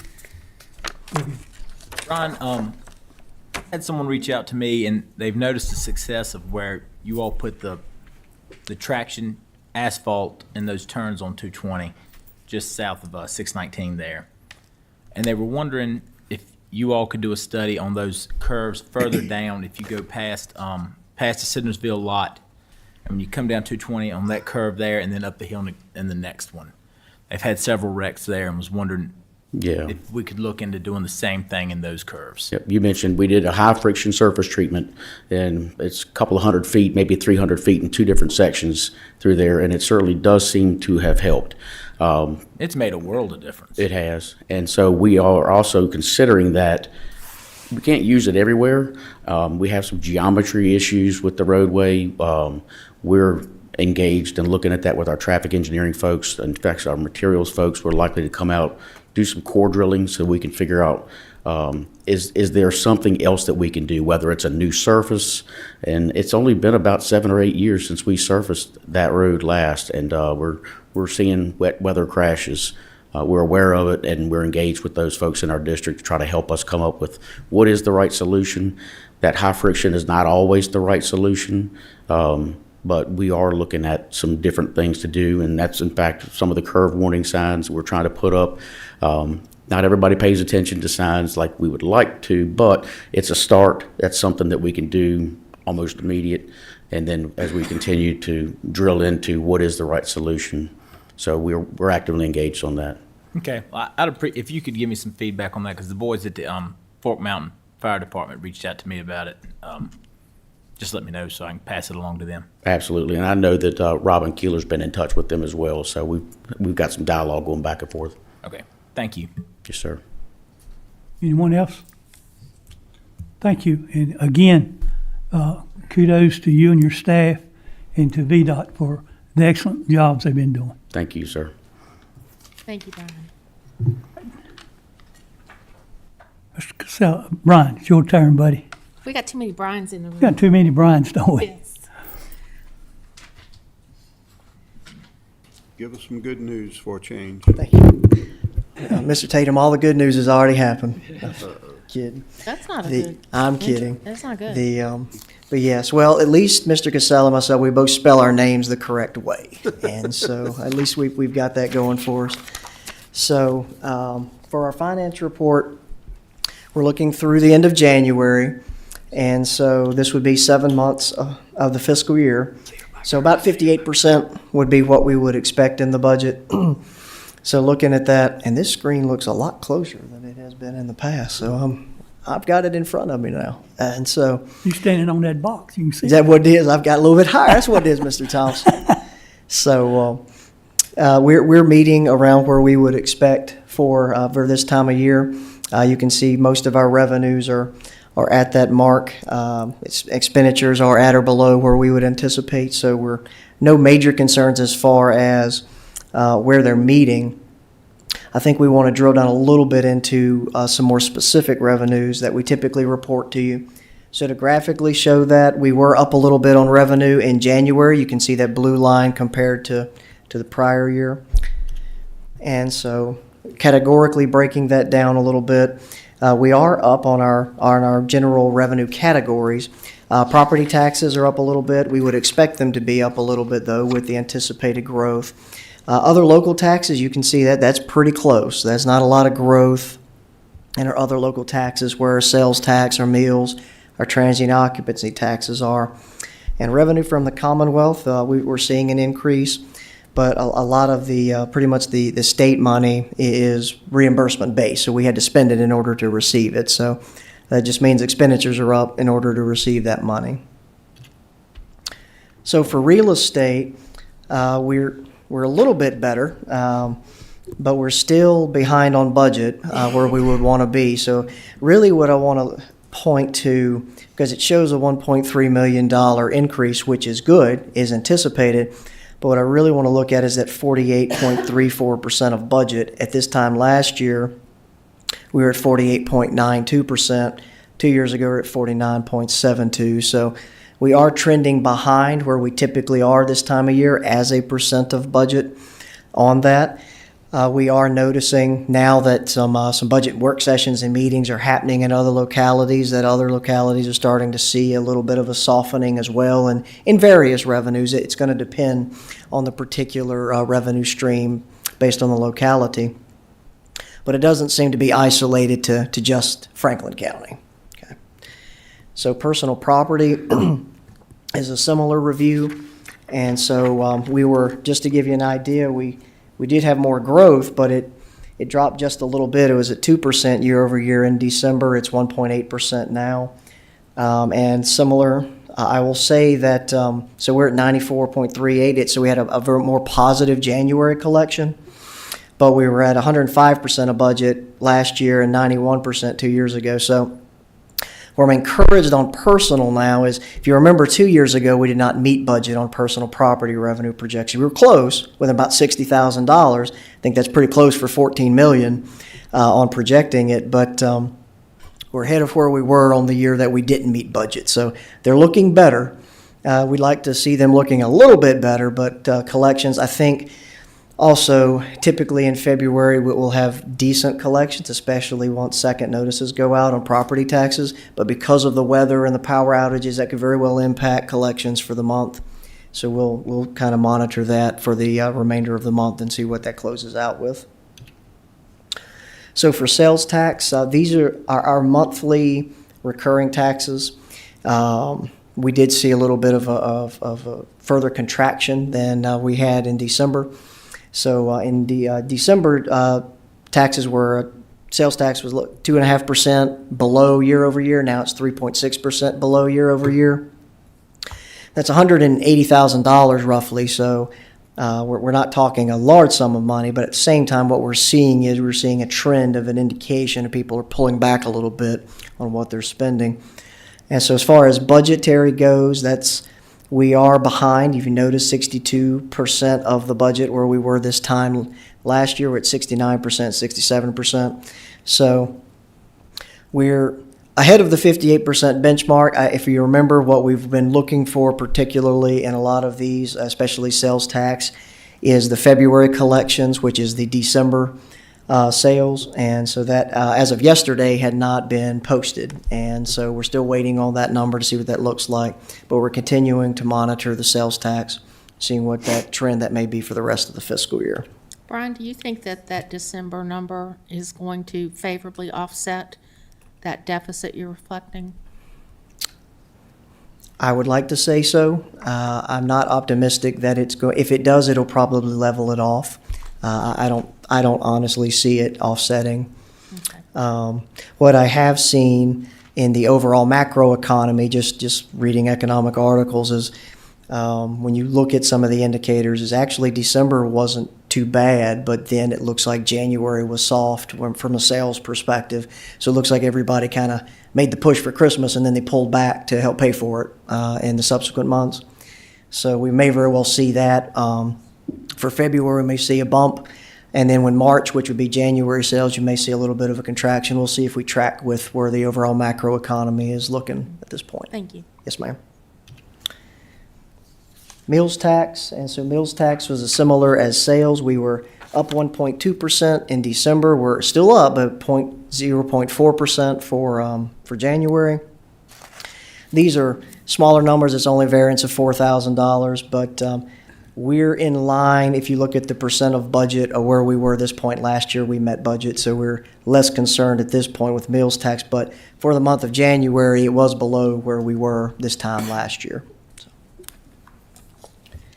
And occupancy actually had a slight increase. It was at 5% last month, 5.1% this month, just under $14,000.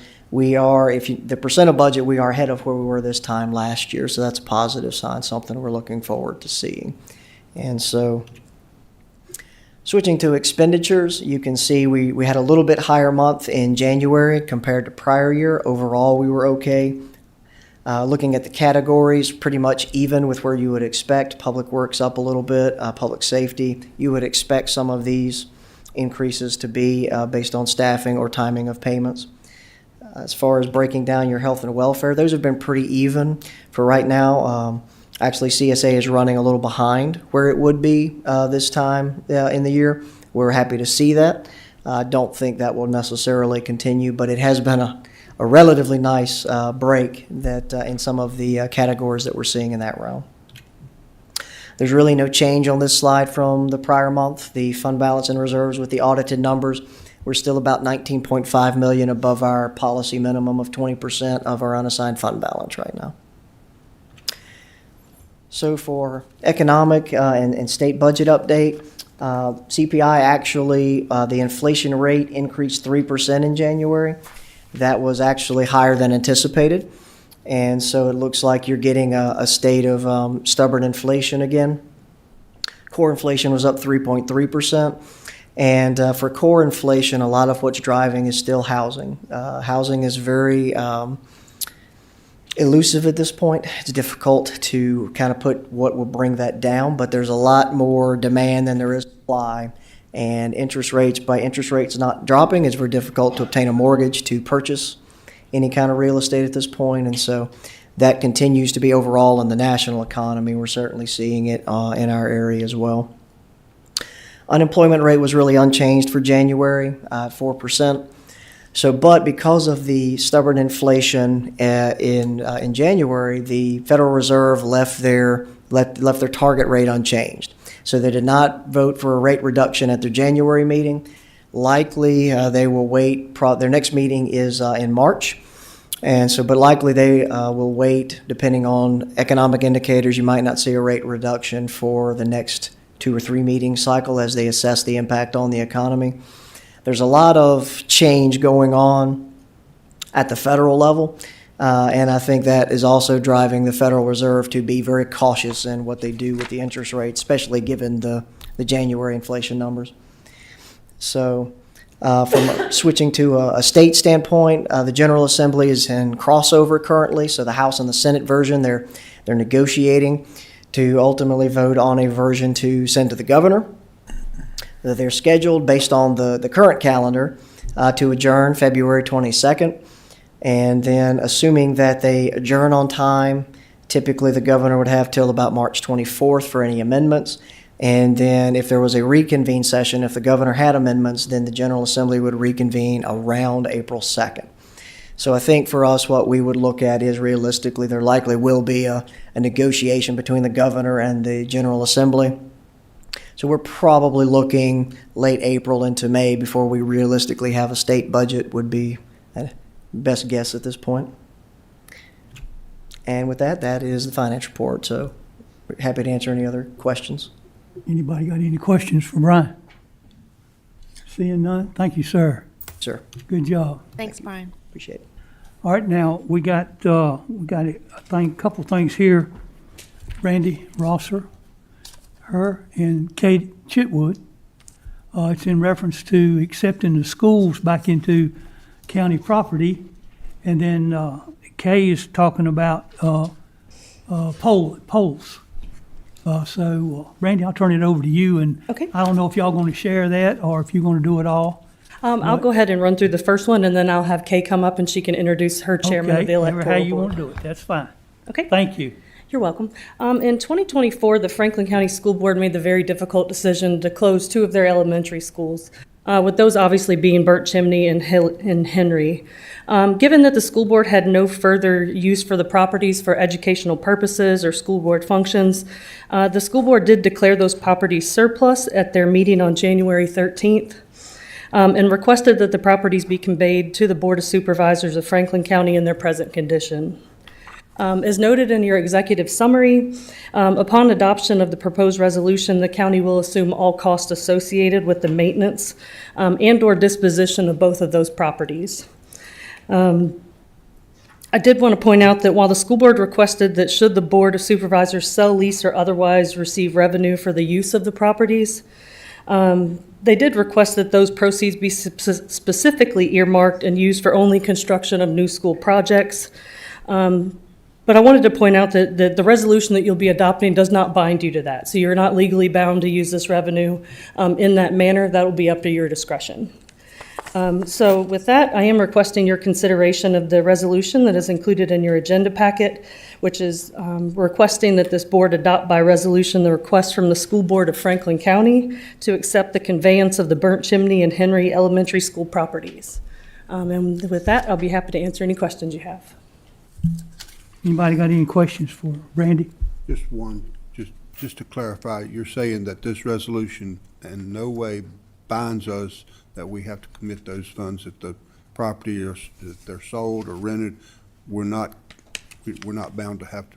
That's correct. It merely is just stating that the school board has requested that we earmark those funds for school projects, but you are not legally required to do so. Thank you. Mm-hmm. Anyone else? Mr. Chairman. Randy, have we inspected these schools? What kind of shape are they in? They're in reasonably good shape. I would say for the time being, we're just gonna need to basically do utilities, some grounds work and stuff like that. But we have cut back like thermostats, we've cut back, a lot of services in there to minimize our cost until we know exactly what we're doing with the schools. Originally, the school system was gonna take some parts and pieces kind of to use at other facilities.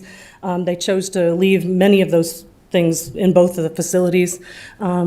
Most of the stuff that they took were some kind of like door hardware and stuff like that, that we would have had to replace anyway. Okay, thank you. You're welcome. Anyone else? Randy, have we got the heat on down there so these pipes don't freeze and stuff?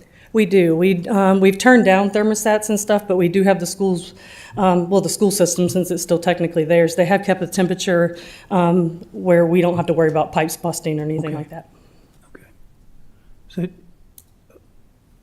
satisfy everybody? I think everybody's satisfied. Thank you. Oh, you're welcome. Kay, are you going to present or? Mr. Chairman, All right, do we need to do anything on this? Do we need to take action on this? Yes, we will need to take action to adopt the resolution. All right, we'll do that in just a moment. Okay.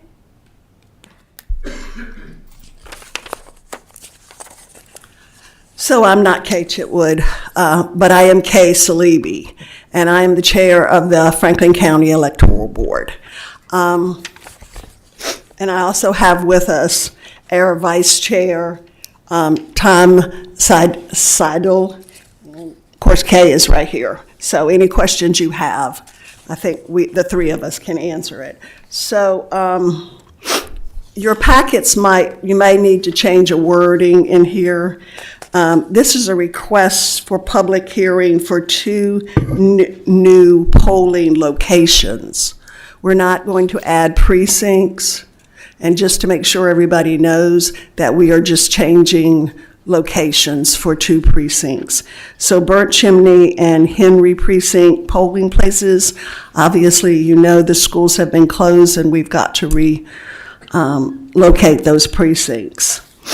The Burnt Chimney School is currently the polling place for that precinct, and it's located at 80 Burnt Chimney Road, Wirtz, Virginia, and the Henry Elementary School is currently polling location at the Henry School, and that is 200 School Board Road, Henry, Virginia.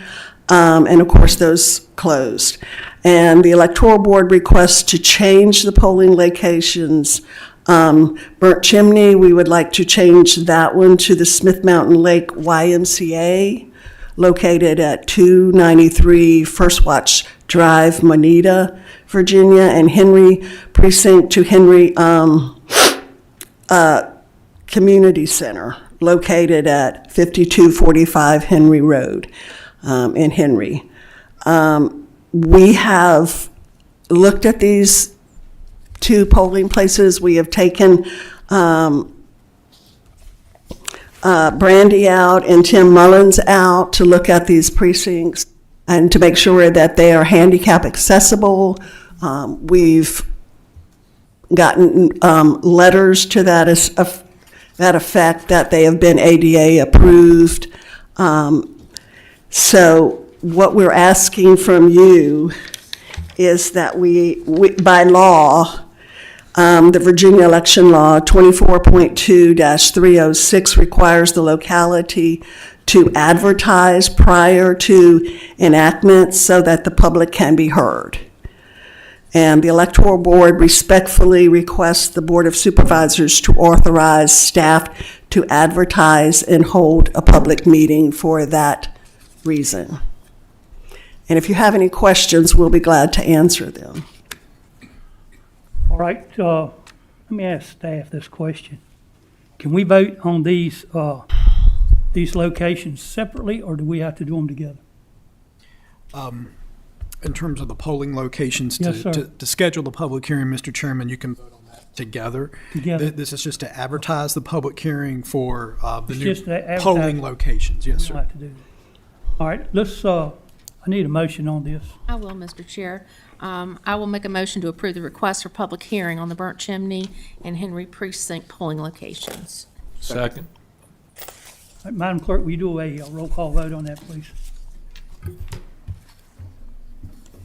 Supervisor Mitchell? Yes. Supervisor Carter? Yes. Supervisor Smith? Yes. Supervisor Quinn? Yes. Supervisor Tatum? Yes. Supervisor Jamison? Yes. Chairman Thompson? Yes. Thank you. Thank you.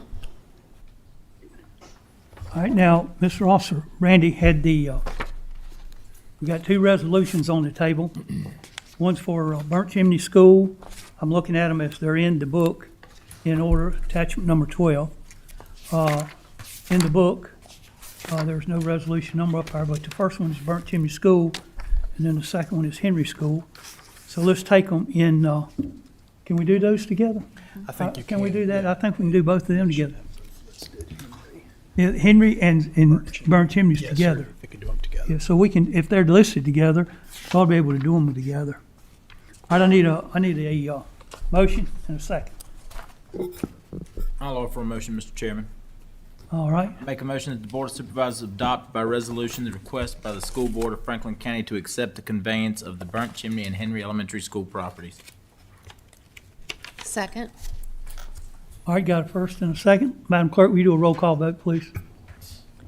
Supervisor Carter? Yes. Supervisor Tatum? Yes. Supervisor Quinn? Yes. Supervisor Jamison? Yes. Supervisor Mitchell? Yes. Supervisor Smith? Yes. Chairman Thompson? Yes, Mr. Chairman, All right. I'd like to just make a comment on that, if I may.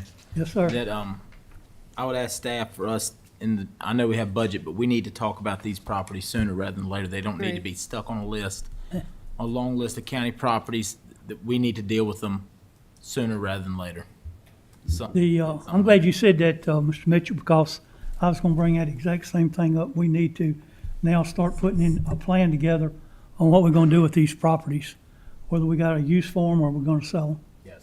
And not only that, but we've been talking about this for 2 or 3, 4 years now, several pieces of property that the county has. And, you know, we had a meeting on it and nothing was ever decided. And it's about time, I think we need to make some decisions on what we're gonna do with some of this property. Okay, all right, that takes care of that. All right, with that being said and that being done,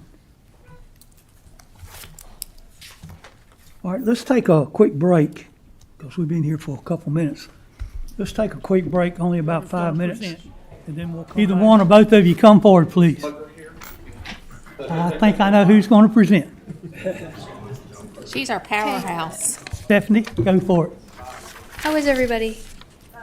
They'll come on. All right. We've Do we got have to be in everybody? we got to be in Okay. closed session at 5. I will be very quick. So we're going to talk real high level about some progress that's been made in the 4 DGAs, also termed village. We use them interchangeably. If you ever hear me talk about them, I try to say DGA, but when we say village, we're talking about Ferrum, Westlake, Union Hall, and 220, even though that one's a little bit different. Here's a quick map just showing you where they're at in case you're unfamiliar. Union Hall is the smallest, then Ferrum. I think Westlake might actually be the biggest right now, and then 220 North is comparable in size. We'll go in order that they were adopted, so oldest plan to newest. Each of these 4 DGAs has an area plan. They're just like miniature comp plans. They're high level. They're 10 years plus down the road. The 220 North Corridor Plan was adopted in 2009 originally, and then it was amended, so it was revised in 2016, so almost a decade ago. I'm going to go over some again, high-level things that are either completed throughout the life of this plan or that are in progress. For the remainder of this presentation, the in-progress bits are more or less at the end of each of these lists, just so you can follow along. So in 220 North Corridor, it stretches from Rocky Mount limits all the way up to Boone's Mill. These colors, just ignore them. It was the easiest thing to do. This is future land use, but you can see the boundary just to give you some context. So what we've done staff-wise, county has done in the last lifespan of this plan. The zoning ordinance and the zoning map were both amended to create the Regional Enterprise Park zoning district, which is Summit View. So it's the zoning district that goes along with Summit View Business Park itself. Infrastructure improvements at Summit View Business Park, we're talking the water tower and water system expansion, enhanced sewer capacity, the ongoing pad site development, Natural gas is obviously up and running now. We've had 4 smart scale applications submitted and funded between fiscal year 18 and 2022. So basically the first, second, and third cycle, don't quote me on it, but the beginning of smart scale. Those are NAF, don't say it, Lisa, Grassy Hill and Bondbrook Mill. And then a little bit of money, I think, went on the Connector Road smart scale. So those are your 4 there that got, again, applied for and funded when we had success in smart scale. Ongoing items are the broadband funding, planning and funding that I cannot speak to, but I'm sure Steve would be happy to, should you have any questions about it. And then what we just started and will be a 2-year process and will make a world of difference, zoned portion countywide, and that's the zoning ordinance rewrite. So what we plan to do is create a village overlay for each of these DGAs, Ferrum aside, since it's in the non-zoned area, that will just streamline some zoning regulations specifically for these DGA areas. So very, very beginning stages. We haven't really started on that yet, but it's in the works. Any questions about 220? Anybody got any questions? Thank you. No. Westlake Hills Ford Area Plan, that one was originally adopted in 2016, and then we amended it last year. You'll remember we adopted the amendments to this plan and the more or less new plan for Union Hall just about a year ago. So complete or in progress as of today. Lots of Western Virginia Water Authority studies and improvements to increase the water and sewer capacity up there, buying systems, putting in infrastructure, so on. We've had 9 smart scale applications throughout the years in this area, only 2 of which have had funding. Hardy. Lost Mountain, thank you. FLAP grant was awarded for the Westlake Trail. That's a big one. We had a GAP grant. I can't remember what the acronym stands for, but that's a VDOT OIP grant. That was recent since I've been here, so within the last 2 years. And what we did with that is assessed the pedestrian infrastructure. What's there, what's missing, what's a potential cost to build it out and get it complete. The RAISE grant was awarded with Bedford County to study the 122 corridor. Stay tuned, hopefully good things there. HSIP application was submitted from our VDOT partners. Obviously, we're in contact with them all the time, and we couldn't do a lot without them. And I want to say that this one was really more on them. They did the research and they went out on our behalf. It wasn't funded last year, and that's not necessarily that it didn't score well. HSIP works a little differently, but HSIP funding statewide just had a change. So maybe a potential future option. And that was for improvements to 122 and Morewood right there for some pedestrian crossing, pedestrian infrastructure. Broadband planning infrastructure is ongoing. The zoning ordinance, of course. And then you'll see this in the coming months as part of the comprehensive plan. We're revising or proposing to revise the boundary of the DGA to reduce it a bit. So this dashed line is the current outline through the community, the Hales Ford Advisory Committee, Supervisor Smith, and then some additional public engagement throughout the comp plan process is really called to bring that back a little bit. So that's ongoing, and hopefully you'll see that in the coming months. Any questions about what's going on up in Westlake? Anyone?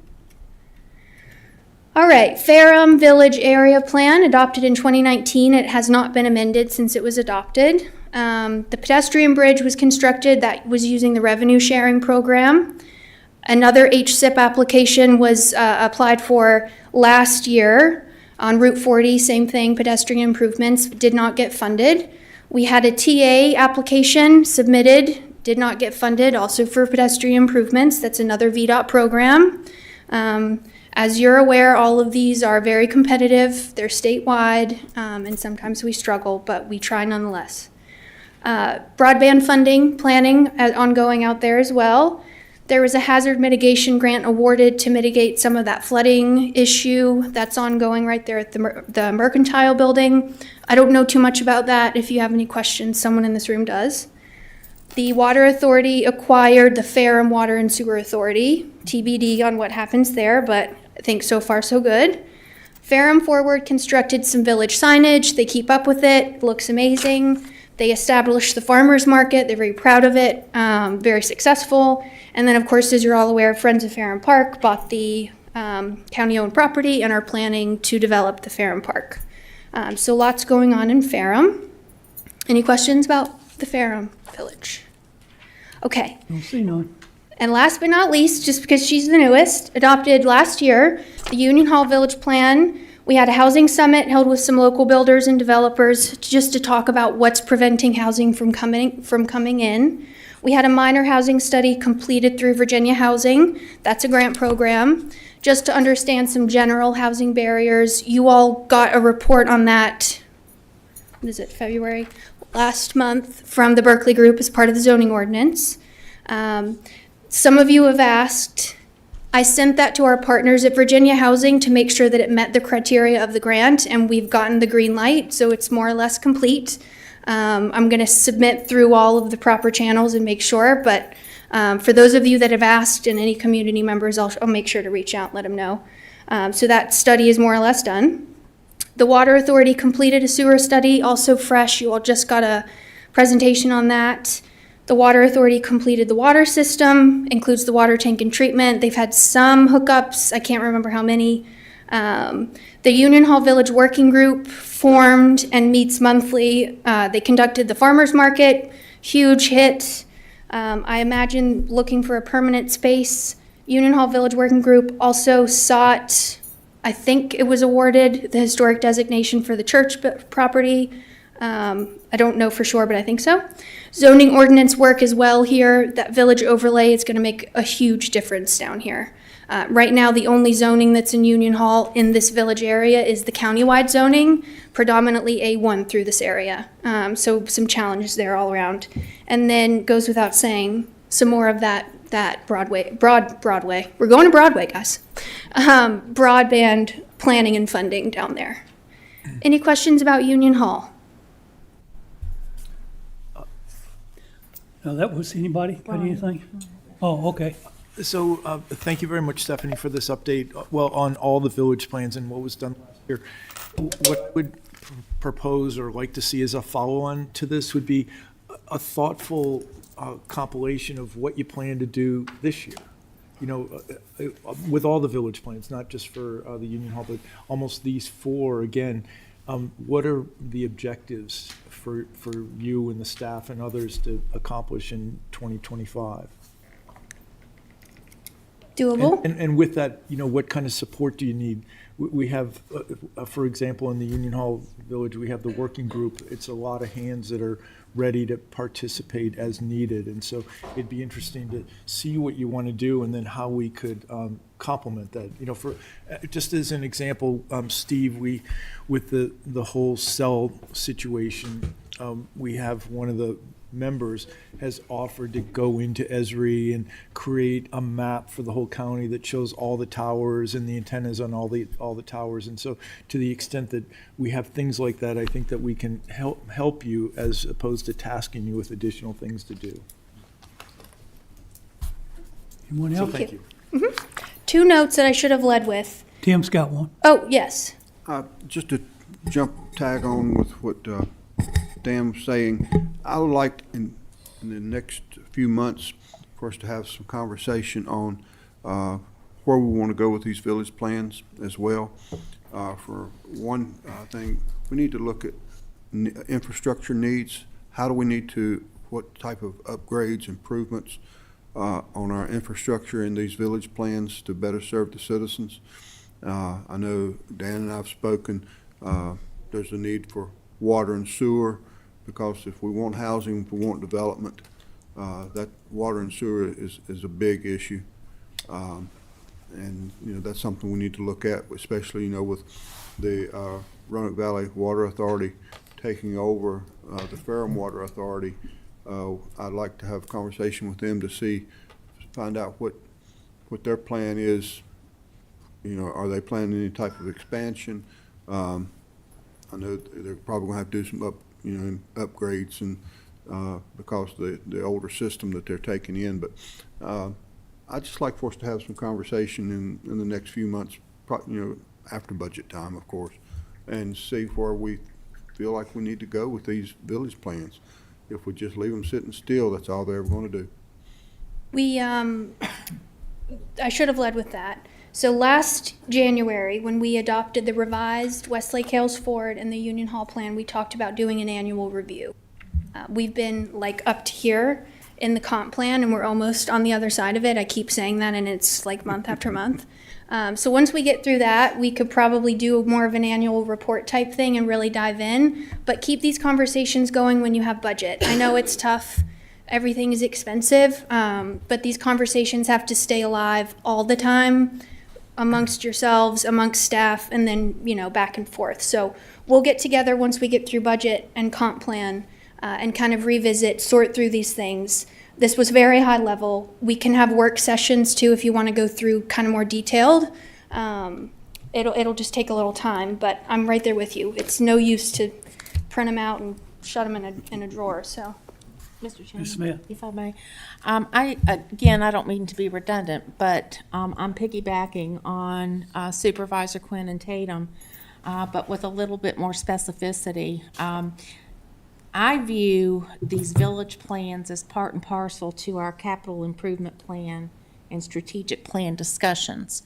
As our budget is a fluid document, these village plans need to be as fluid. So as an example, for the first time, I think last year, we had the village plans in our CIP.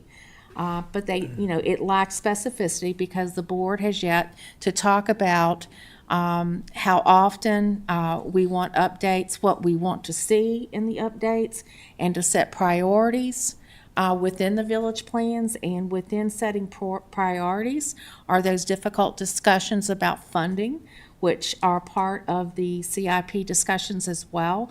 But I sense that this board wants to be very proactive in routine evaluation, understanding of resources, what it's going to take, so that we can measure how well we're doing with these village plans. Because I do think that they're integrated with those other things like strat plan and budget and so forth.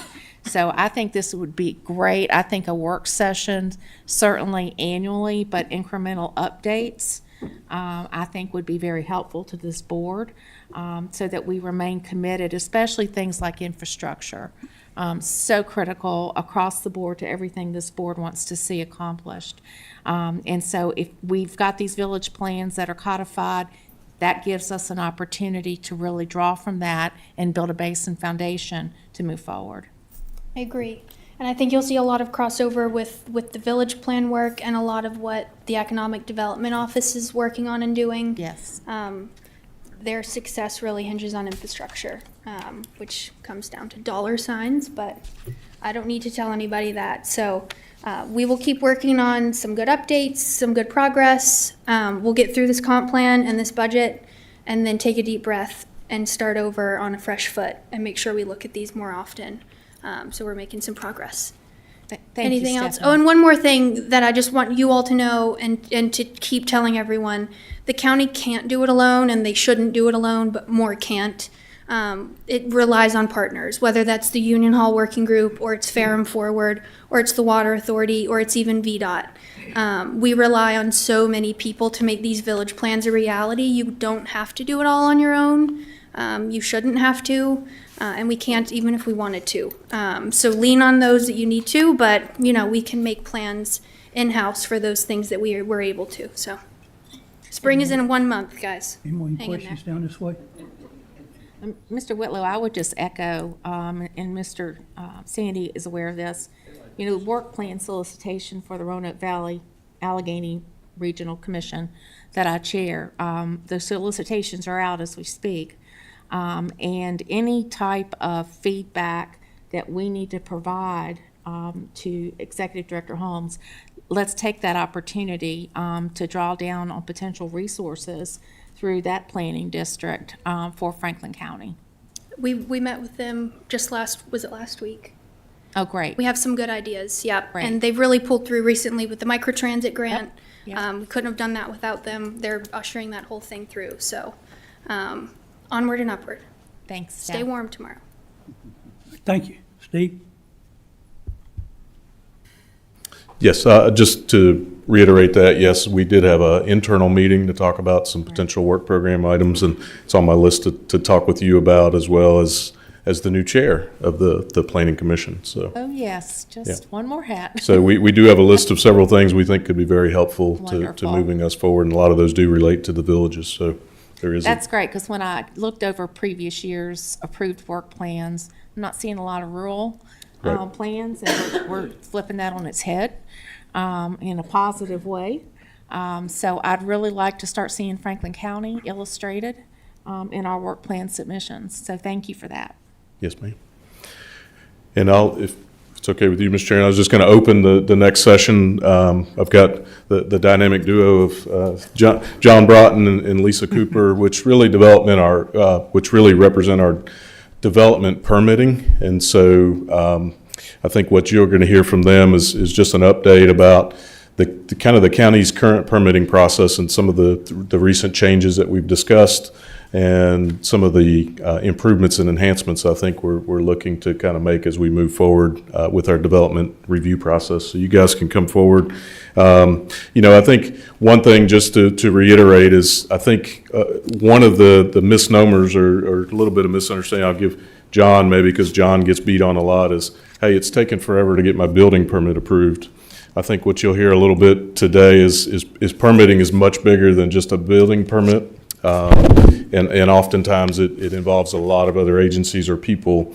So there's kind of really a spectrum of approvals. We have site plan approvals, subdivision approvals, and again, I'm getting into probably what they're going to share, but it gets down to someone just replacing their deck. So it's a wide spectrum of different kind of permitting that takes place, but they all come in the building office, and so it's seen as the building office. And so I think part of it we wanted to just make clear is that oftentimes it does involve much more than just the building department, and so we try not to knock on John too much about. So yeah, he has to have thick skin for that. But anyway, I'll turn it over. I think maybe John's going to go first. They're going to kind of tag team and give you guys a brief update. Same as the village plans. We may have more discussion after this, but today was really intended to kind of give you a brief update, because I know we also are kind of short on time. Thank you, Steve. Mr. Chairman, it's good to see you back, sir. Thank you. Good to be back. Members of the board, Mr. Whitlow. Don't get to see you very often, just pass you in the hall. Lisa and I are here, just as Steve had alluded to. The nature of our business, of course, you're going to create complaints. Regardless if we're doing the best job we can do, a job that you would approve of, we're still going to get complaints. So with that being said, I would like to start with all the county permitting, like Steve was saying, it starts in the Development Services Department. Steve also alluded to, when I come down there, even if I'm looking for a zoning permit, I'm calling it a building permit. I need a building permit, correct? So even on social media, I've seen lately, I don't engage in that. Social media, people blame the building department for X, Y, Z things. Oftentimes has nothing to do with us. One thing Lisa and I do want to make sure the board is very confident that we as department leaders, and also as far as staff, we work very hard for the citizens, the contractors, ultimately our administration and the board.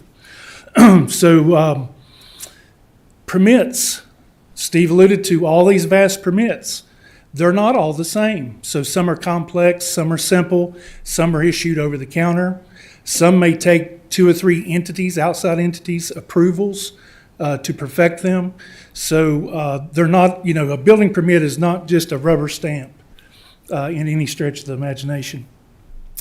So going into the other agency approvals, the building permit itself for a single-family dwelling, I cannot issue a building permit for your brand-new home that you're going to build from scratch unless you have a health department approved construction permit for your well and septic. Also, on the flip side of that, I can't issue a final CO, certificate of occupancy. My world is a world of acronyms, and I apologize for that. Certificate of occupancy without a operations permit. So at the front end is VDH, at the back end is VDH. We work very well together. The staff over there is very pleasant. They struggle, just like all departments, with staffing issues. But those are bound by law. So some things we can control, other things we can't. So we started a little over a year ago. We're always looking for ways to improve. So a year ago, we started doing what's called simultaneous reviews. The permits are taken in. They always start on the zoning side. Someone verifies setbacks and can that construction type happen in this zoning or non-zoned area even. Once those boxes are checked, it's put in our box. So we're simultaneously reviewing it because you may have stormwater, E&S, zoning, whatever details that they need to reach out to the citizens for. So the permits are approved on either side as it goes along. So they're not sitting in one person's box for 3 months and then ours for a month. Just so you know, the Planning and Zoning Office, as John said, we review different types of permits. So we have permits, plans, and plats, which are subdivisions. They have to be in compliant with state mandated ordinance like your zoning, your subdivision, your mobile home, your floodplain. We have all these restrictions that we have to go by. So when we get a permit in, we're like, what is your use? What are you doing? Can you do this in this zoning? Can you not? Before, sometimes it stops where we need more information, and so it's waiting on us getting more information from the client, but it's sitting in John's able to review it for his standpoint so that when we get zoning settled, we can issue the permit or vice versa. Also, I come in front of you almost every month with special use permits and rezones. Well, they have proffers and conditions. They're also state mandated that we have to make sure that they adhere to that. And you always hear me say that it's going to come down to site plan review. Well, sometimes that takes some time because they have to hire an engineer, and then we have other agencies that deal with it like VDOT, VDH, Western Virginia Water Authority that we're waiting on approval. Keep in mind that, as you well know, that our office also does review of erosion settlement control and stormwater permits. And we were lucky that when we had the choice, you as a board decided that you wanted the locality to be the authority instead of DEQ. This benefits our citizens a lot and developers in their review time and processing, that it doesn't have to go to the Virginia Department of DEQ because they're like other agencies and localities, they're short-staffed too. So we're all trying to get the permits out and site plan reviews as quickly as possible. Incomplete applications is one of the major delays that we have in the permitting process for all the departments. Zoning, if something's incomplete, insufficient, we need more information. We may think we have all the information, but they forgot to put what size is their house going to be, or they forgot to put one of the setbacks. We are bound to regulate this. This can delay it, but because of us doing the permits or reviewing the permits at the same time, we think that it makes the process quicker. Also, like we discussed before, just having other agencies that have to approve, even in site plans, like I said, waiting for something for VDH approval or VDOT's approval for an entrance permit for just a single family, or waiting for approval for a construction entrance or something on a commercial project. Also, Western Virginia Water Authority has to approve John's for the homes if they have water service there, or even when you're talking about commercial development, how is the water and sewer going to be getting to these places? I think this one's mine too. Yep. County staff was able to meet with the Virginia Department of Health. You asked us to meet with them because of the permitting delays that we were having and opportunities to improve the process. As a lot of the places, they are having staffing issues. They had to hire a lot of new staff. It takes them about 18 months to get the certificates and up and running, so that was causing some of the delays. We have been getting maybe possible emails about the zoning verification forms that will help speed up the process of people getting their well and septics. VDH also experiences incorrect or incomplete information on their applications, especially for their wells. So you see that this can be a common theme across all departments and agencies of trying to obtain the right information so that the permitting process can be quicker. Things that are always at the top of the list, vacant staff positions. One position that's been vacant in the building department is a position that you can't just hire anyone to do. It needs to have a certain skill set. I've been actively looking ever since the position became open. You know, it's challenging because we're competing with other localities. You know, I'm involved in the Virginia Building Codes Officials Association. Just hearing what people are making across the state, you know, I'm like, what? You know, I can't believe it. So we are competing with that. We are Franklin County, so, you know, we try to get the best that we can. Hopefully a Franklin County resident is what I try to look for, somebody that takes pride in the community as well. So we're actively working on that position. I have been doing about 17 jobs. I think you alluded to me running all over the county. I do the commercial inspections for the county just because that takes a level of skill set as well, because we're going to have the public in there. We want to make sure. We do involve the fire marshal as well in those inspections, so we have more eyes on the project. So a couple of years back, Supervisor Smith had encouraged us from a citizen's point of view, not necessarily a supervisor point of view. You know, John, if I'm a homeowner and I'm coming in here to pull a building permit, where do I start? Great example, great question. So we already had checklists in place. So what we did is we went back and polished them up, put some extra information in there. Also put the contact numbers, email contacts and all that stuff for the health department, VDOT, the Western Virginia Water Authority. So that's been in place for a couple of years. So ensuring the time of intake, one of the biggest retractors and the biggest delay of a permit is the permit application not being complete. We find this very often in an email submittal. You know, folks are more than welcome to submit their application through email. I started keeping track of that about 6 months ago. One submittal for one residence is anywhere from 6 to 15 emails back and forth trying to get that permit application correct. We are working on ways to try to shore that up a little bit and make it a little better. We welcome all ideas as well, because we're, you know, even though we are smart, that's why you have us here. You know, more ideas the better is the way I look at it, right? So completeness is the main thing, and it definitely reduces the times. We've actually worked real closely with some of our local, the word in here is mobile home, but actually it's manufactured homes is the proper term. I don't know why I didn't catch that earlier. And modular buildings, modular homes, modular construction. They can submit a packet, and I've talked with our local companies and also companies that are adjacent in the region on what a packet should be if you want it approved.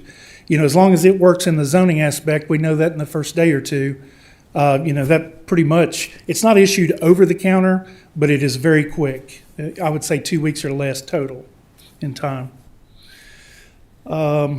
Lots of simple. You're building a deck, Mr. Thompson. You no longer have to bring in this big stack of plans. We do have a deck guide that we hand out to every customer building a deck because it has a lot of pictures in there. Words are words. Pictures say a lot, right? So we hand that out with every deck permit. Typically, as long as it clears the zoning and in the flood zone, flood area, I always get confused, floodplain. As long as it clears those criteria, then it's typically, if not issued over the counter, at least within just a couple of days. One big thing that the building department focuses on, because I have a lot of time on my hands and have nothing to do, is a lot of education, and I truly enjoy it. It is one of my lanes that I enjoy. We enjoy helping people. How do you help them? You help them with education. So, I'm going to skip, go ahead. I'm going to skip down. I'll talk a little more about the education in a moment. But we're looking at more options for online permitting. And as you know, our county citizen base is very diverse. Not everybody's going to use internet or the online version. We are working toward digital plan review, which will get rid of a whole lot of paper. I'm old school, so to speak. I do like some paper. Lisa and I both wrestle with this in our departments, but we need to get in today. It's more digital. Everything is saved. It's there when you need it. Hey, what'd you do with that paper? I don't know. I think I seen it outside in the trash. So we're constantly doing continued discussion to improve the processes, and that goes back to providing the ongoing education. To date, as of January the 1st of this year until now, we've already done I have 2025, I meant that as the year. The code update is the 2021 cycle. We already held that here in the Board of Supervisors chambers. I had about 50 in attendance, and I opened the meeting, just so you know, we try to be proactive. One reason we did want to talk to you today as well is, when you're encountering a constituent and you're hearing a complaint, it's important to you to get to the bottom of it. It's important to us as well. But as long as you know how the process works, you have the information you need to ask the right questions to say, okay, this is definitely something I need to follow up. John's not doing his job for some reason, or Lisa's dropped the ball, which is very rare, right, Lisa? Very rare. So we've had the code update training, the local Board of Building Code Appeals, and we brought in a state educator, DHCD, from the Department of Housing. And then in the month of May, we're also going to bring in DHCD instruction for our local manufactured housing and modular housing for off-site construction. We typically end up that education event with a tour of the Fleetwood factory.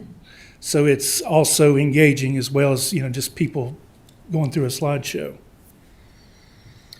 And when we were talking about this, we thought maybe one thing that might make it simpler on the Board of Supervisors, I know people call you, we would like them to call John or I and talk to us about some of the complaints that they have with you all so that we can know how we can improve. So we thought we would, in your packet of information, I'm sure you all have it, but give our phone numbers of how we can be reached and our emails so that maybe we can help, the two of us can understand some of the frustration of developers or citizens that are calling you all about the planning and zoning and building department. And with that, we are open for questions. Anybody got anything we need to? Got about 5 minutes. Go ahead. So thank you very much for that. It really helps us understand the complexity and a lot of the interdependencies that are going on. From our perspective, we just want things faster, right? So we hear, and we have a lot of anecdotal stories where somebody will come to us and tell us, well, I've given up building in Franklin County, I'm going to Bedford, or they don't understand, they don't understand the delays. And so two things about your next steps that were interesting. First, I really like the idea of the checklist in the beginning and that fast initial review, because the clock shouldn't start ticking on you guys until you have a complete package, right? But I can see where it'd be frustrating if they submit their package and then 2 weeks later they hear, oh, I'm missing whatever, right? They want to hear right away. And so that whole idea of checking right away is really interesting in the process. And then my only other comment, so I know it's been really hard to fill this position that you identified that's open. And it just makes me wonder, and maybe this is a question for Chris or Steve or whoever, but can we pay more? And it's the last thing everybody wants to hear is paying more, but sometimes it takes paying more to get that attractive person. And if we're competing and if there's a huge delay and we just can't find the person, sometimes it feels like, and this is critical to the the county moving forward, sometimes we'll have to pay more for a position like that. And so I would just offer that up for consideration. What do we have to pay to get a qualified person in that job where, you have a long list of things that person needs, experience and education and other certifications, and it becomes very hard to get that person. What do you have to pay that person to get them here? Because I think that additional resource would make a huge difference for you too. Anyone else? All right, Tim? How do we compare with our neighboring counties as far as pay goes with those positions? I don't know a percentage, but even though the salary study happened and everything was a blessing with all that, we were still less than neighboring localities. I'm going to speak Roanoke County specifically. I made sure that they were part of our study when that happened because we actually lost a staff member during that salary study, and it was a $10,000 difference for no more required certification, as is $10,000 more for that person. They have a really big tax base compared to us. Yes, ma'am. Yes, ma'am. And tax rate. And tax That's what I meant. I meant tax rate. Tax rate, yes. Yeah, so, they can have a lot more than we can. I guess for me, I want to just make sure that when I get those calls at home from an irate contractor or home builder, that I can assure them that from the county standpoint, we're doing everything within our power to be as efficient, as quickly as we can, because they don't care about a lot of that stuff. All they want, they when they come down here, they want to build a house. They're excited about building. They're dreading that mortgage payment, but they want to get going. They come down here and they want to leave here with a building permit. What do we need to do from the county standpoint to cut it down and make it efficient? And when I say efficient, if I walk in today and I give you a completed application that is complete, no errors, no omissions, and I give you that, how can we get that back to that person in a week or less? Who do we need to put pressure on? Is it health department? Where do we need to go to get this to where we can guarantee them, or reasonably guarantee them, hey, if everything is right on your end, we're going to do everything we can do to ensure that you're driving nails in a week or less. Is that possible? All right, we're going to have to stop right here for a minute because we've got to go in closed session because we got a phone call at 5 o'clock. And it's already planned. And so we need to carry this conversation over till our March meeting. Okay. And we'll make sure that you're on our March meeting to answer because all these questions are very, very important. And I got some too. I expect we all got some that we need to check into. And if we need to come up with something in our March meeting, I think all the supervisors are going to agree with where this is. Now, the other matters by supervisors and our things, we're going to have to do them when we come back at 6 o'clock. And we're not going to ask y'all to stay over Thank you. overtime. We're not going to ask y'all, but we will book this to do that. Ms. Smith, will you read? Yes, sir. Thank you. I would move. Thank y'all for your presentation. Yes, It sir. was very Thank you. informative. Thank you. I would move that the Franklin County Board of Supervisors enter into a closed meeting in accordance with Section 2.2-3711A1, personnel discussion of appointments to county boards, commissions, et cetera. A3, discussion of the acquisition of real property or the disposition of real property. A5, discussion concerning a prospective business or industry or the expansion of an existing business or industry. A8, consultation with legal counsel employed or retained by a public body regarding specific legal matters requiring the provision of legal advice by such counsel. A29, discussion of the terms of a public contract of the Code of Virginia as amended. I need a second. Second. A second. Madam Clerk, will you do a roll call vote, please? Supervisor Smith? Yes. Supervisor Quinn? Yes. Supervisor Tatum? Yes. Supervisor Carter? Yes. Supervisor Jamison? Yes. Supervisor Mitchell? Yes. Chairman Thompson? Yes. All right, our food's ready, but we're going to have to skip that because we got to do this meeting, this phone call at 5, and then we'll grab food and go back. Vice Chair Smith, will you read the, coming out of the closed session meeting, please? Yes, sir. I would make a motion to certify that only public business matters lawfully exempted from open meeting requirements under the Virginia Freedom of Information Act were heard, discussed, or considered in the closed session to which this certification applies, and only such business matters as were identified in the motion by which this closed session was convened were heard, discussed, or considered in the meeting to which this certification applies. I need a second. Second. All right, Madam Clerk, will you do a roll call vote on that, please?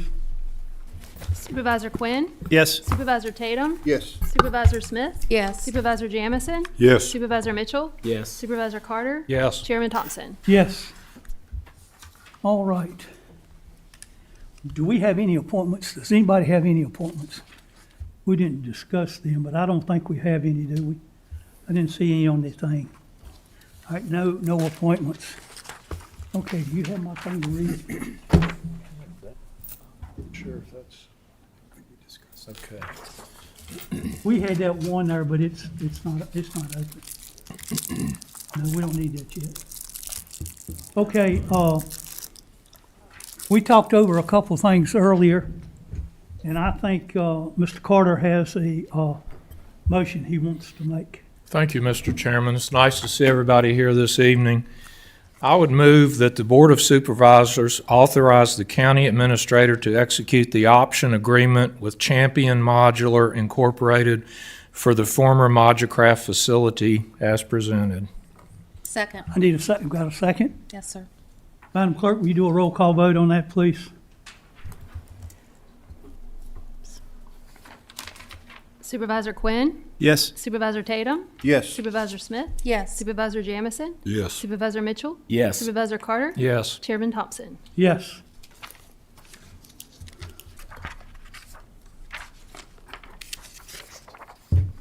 All right, we're going to do a press release now. And Jason, when we get through with this, you can have it. I think Kevin. Oh, you already, I mean Kevin. What did I say, Jason? Well, Kevin gave it to Jason. Okay. Yeah. Chris, will you read this, please? Yes. Okay, Mr. Chairman. So, press release. Oh, there we go. Press release dated February 18th, 2025.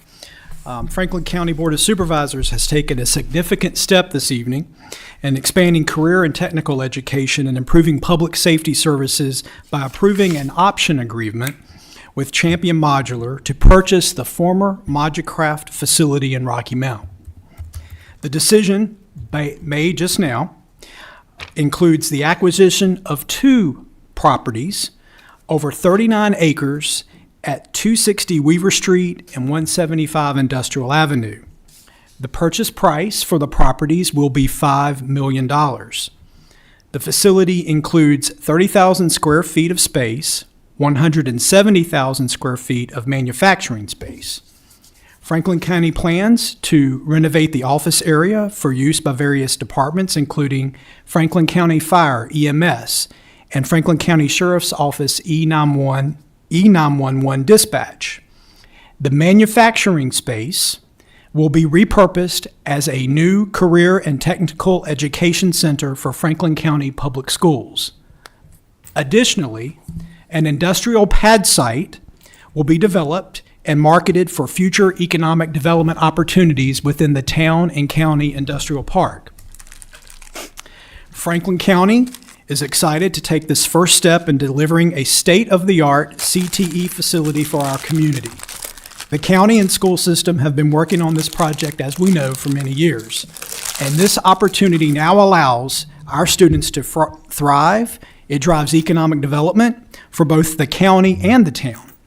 And it supports our local business community by providing a well-trained workforce. We look forward to working closely with the Franklin County School Board and the town of Rocky Mount to ensure that this project aligns with the town's recently updated zoning ordinance. Projects like this are once in a lifetime, they're generational projects, and our board and the county views this as a win-win for everyone. The Board of Supervisors and the school board have evaluated multiple locations for a new CTE center, including the campus of Franklin County High School. A preliminary estimate in 2023 projected that constructing a new 100,000 square foot facility on the high school campus would cost $72 million, a figure that has since risen to over $76 million in 2025. By repurposing the Moducraft facility, the county and the school board aim to significantly reduce those costs while bringing the long-awaited project to fruition.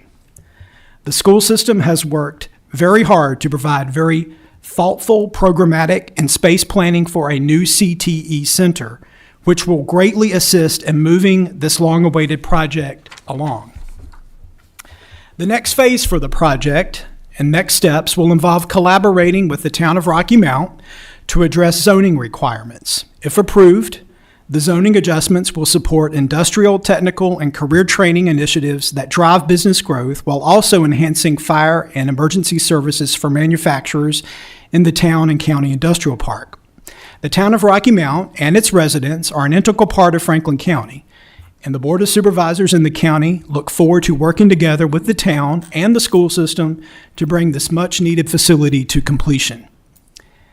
We believe the location is well-suited for a CTE facility, aligning with successful models throughout Virginia, including those to the south of us, where Patrick and Henry Community College's Mechatronics, Engineering, and Technology Complex is located in the Patriot Center, which also serves as Henry County's Career Technical Education Center, as well as Henry County's Commonwealth Crossing, which also includes an educational and public safety facilities there in that industrial park.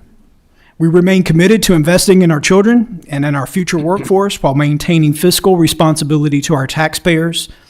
And further updates to this project will be provided as progress continues. This option agreement will run through August of this year in order for the town and the county, again, to work collaboratively together on securing any zoning requirements, while also giving some time for some space planning and some cost estimations with the school system and their architects and engineers. Thank you.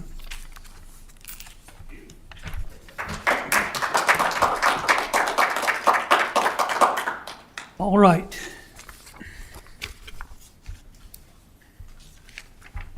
So that's a big step forward for our county for future development. It's been quite a while coming, and there'll be other announcements coming up in the near future in regards to what's next, because I know everybody's got that on their mind, what's next, and we got the same questions, what's next and how we're going to get there. So we'll work that out with working with staff and with our county business people, and then we'll go back to and we'll work on that. So with that being said, that's there. So all right, so now I'm gonna go back. We didn't get to do a couple things there a while ago that we need to do. So Mr. Whitlow, County Administrator, you got any report, upcoming events or other matters? Yes, I do, Mr. Chairman. Just a couple of updates here, and I'm just reminded of how blessed we are as a staff to have just tremendous staff, throughout the county, but certainly in the county administration office. So I think this week, maybe today, in fact, I'm not sure if it's today, I know it's this week, marks the 1-year anniversary of our clerk, Amy Rennick. And I cannot say enough great things about the clerk to the Board of Supervisors in the county. Of course, she followed a long-time clerk, 2 long-time clerks, and came in at a time when that clerk was retiring and our senior administrative assistant in my office was retiring. And so Lori came aboard last year this time, and Amy came aboard last year at this time, but Lori Crouch in our office came also 1 week prior to Amy, and just the work and the output that both Lori and Amy have done has just been tremendous. So I wanted to publicly acknowledge Amy. It's been great. And then, Mr. Chairman, there were some discussions at our joint school board meeting back with the school board back in January of a potential joint meeting with the school board. And of course, Mr. Chairman, I met with you and our vice chair last week during agenda review. And so I did follow up with our school system on a possible joint work session. And I know there was some discussion whether we have that before the school presents their budget on March the 11th. And we will also present the county budget on March the 11th. So that being said, the school did give me a date of Monday, March the 3rd, would work for their leadership, and I think the majority of their board. They do have some that commute from jobs and so forth, so they said probably 6 o'clock in the evening would work best for them, but that would be Monday, March the 3rd. However, they are open to other suggestions for other dates.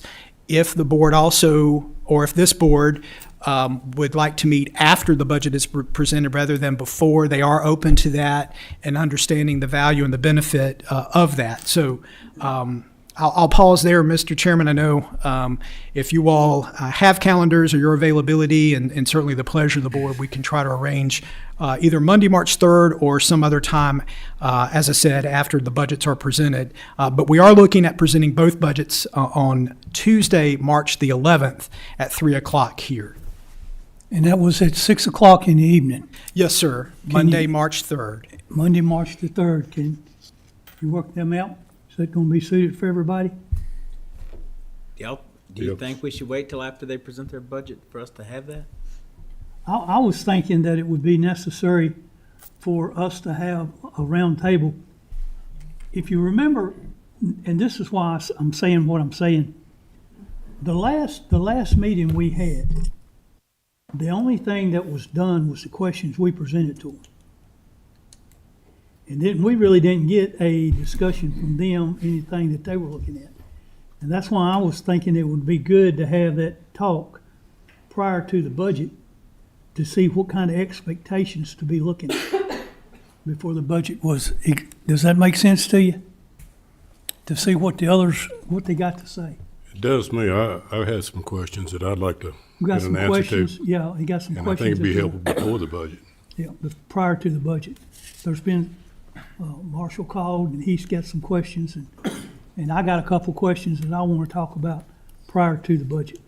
Mr. Chairman, I think fair enough to say, with our conversations, we've talked about this being more of a roundtable discussion, rather. With no agenda. Right, that we would just have open discussion with the school board, instead of trying to stick to a rigid agenda, because I think we have various topics we want to cover. Is that fair enough to say? Yeah, that's exactly an open, no agenda. It's just going to be an open discussion.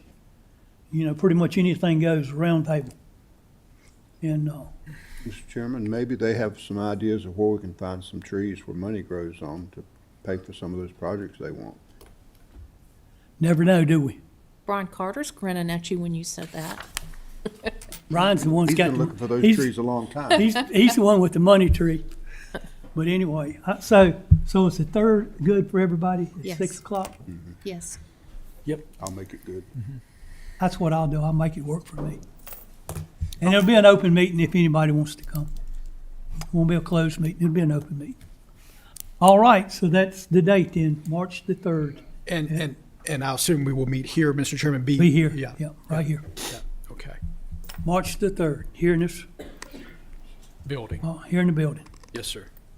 Uh, And that's all I have, Mr. Chairman, at this point, just March 3rd, and then also, just to clarify, that we will be presenting the proposed school budget and the proposed county budget on Tuesday, March the 11th at 3 p.m. here. And then, of course, we'll have other work sessions scheduled in March to go through the budget and so forth, in the due diligence of working towards a potential mid-April adoption, just because of getting the tax tickets out. That's the compressed schedule that we now have with twice-year tax collections, so. And while we're talking about dates and schedule, I want to say it now and bring it up. They've already closed schools for tomorrow.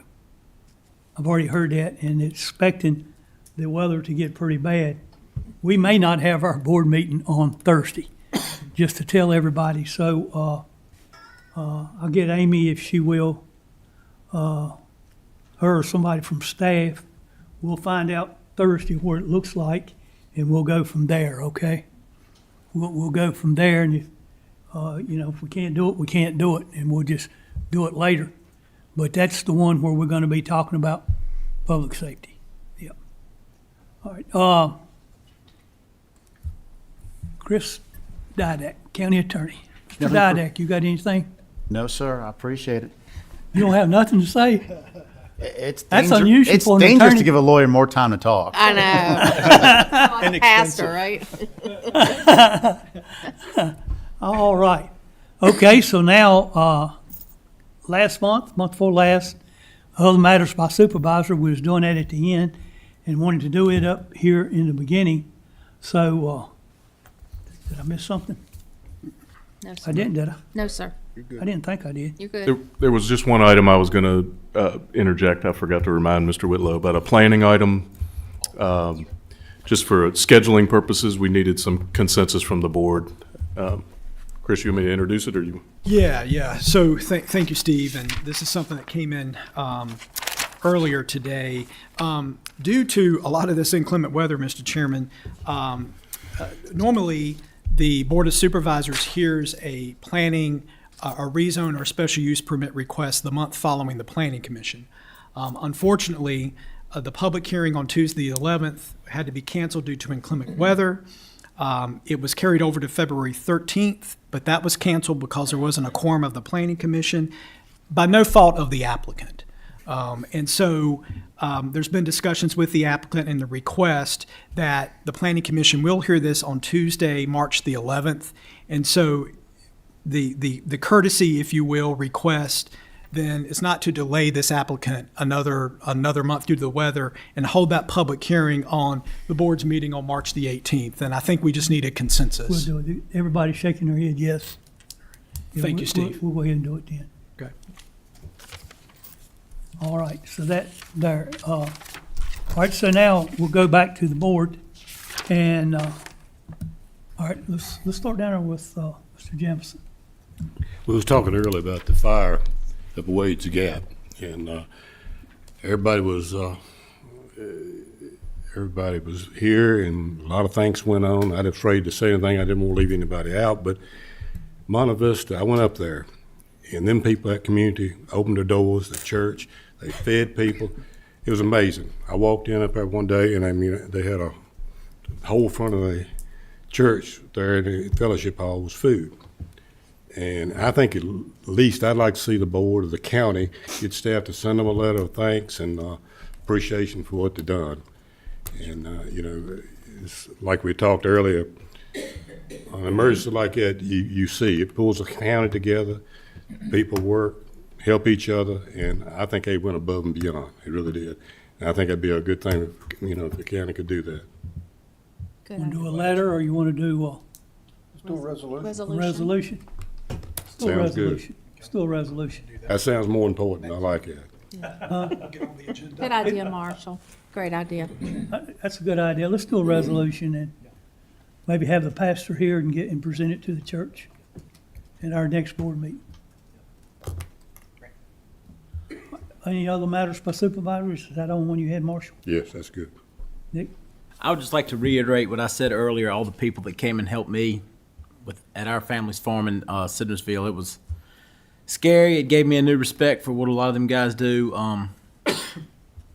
It was good for me to see another side other than just the politics of talking about buying stuff all the time.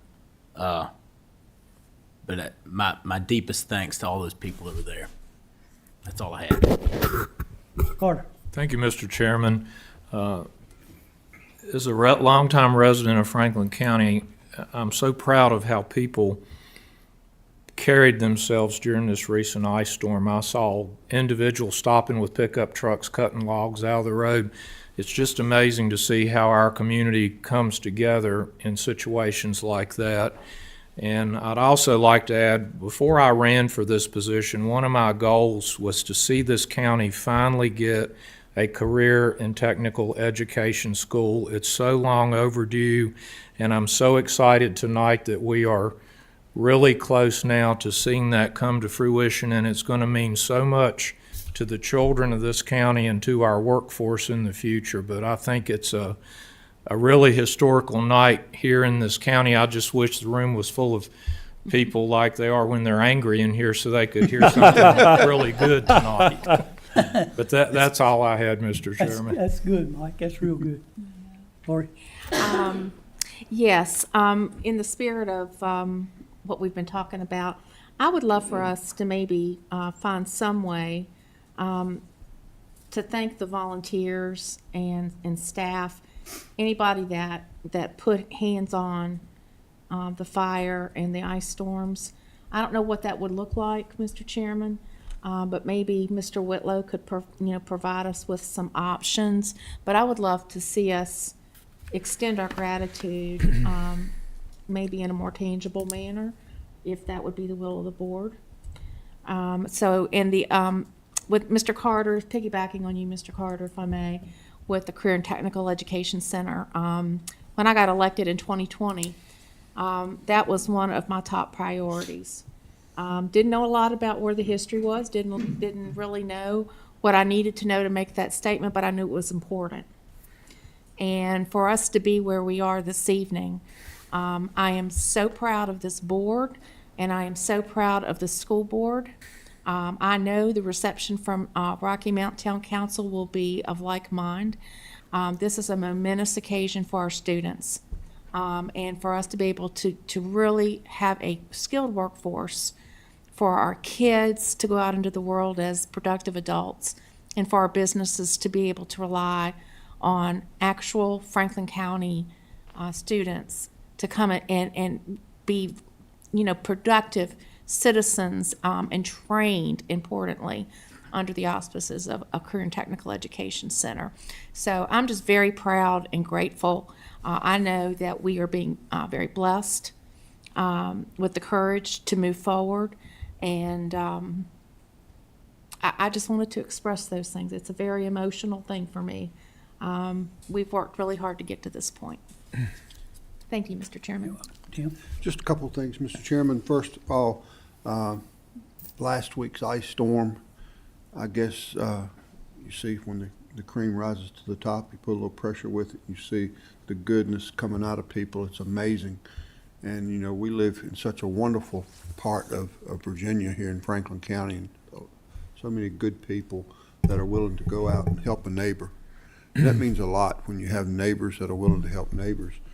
And I'd like to recognize all those neighbors, but that would, we don't have enough days in a week and hours in the day to recognize the thousands of people that have been out helping neighbors. But I would like for us to recognize our fire and EMS, both paid and volunteers, and our sheriff's department. And as I mentioned earlier, our unsung, unseen heroes. I was just amazed. I mean, I've been working, I'm going into my 38th year of law enforcement. And I've been working with our 911 center for 38 years.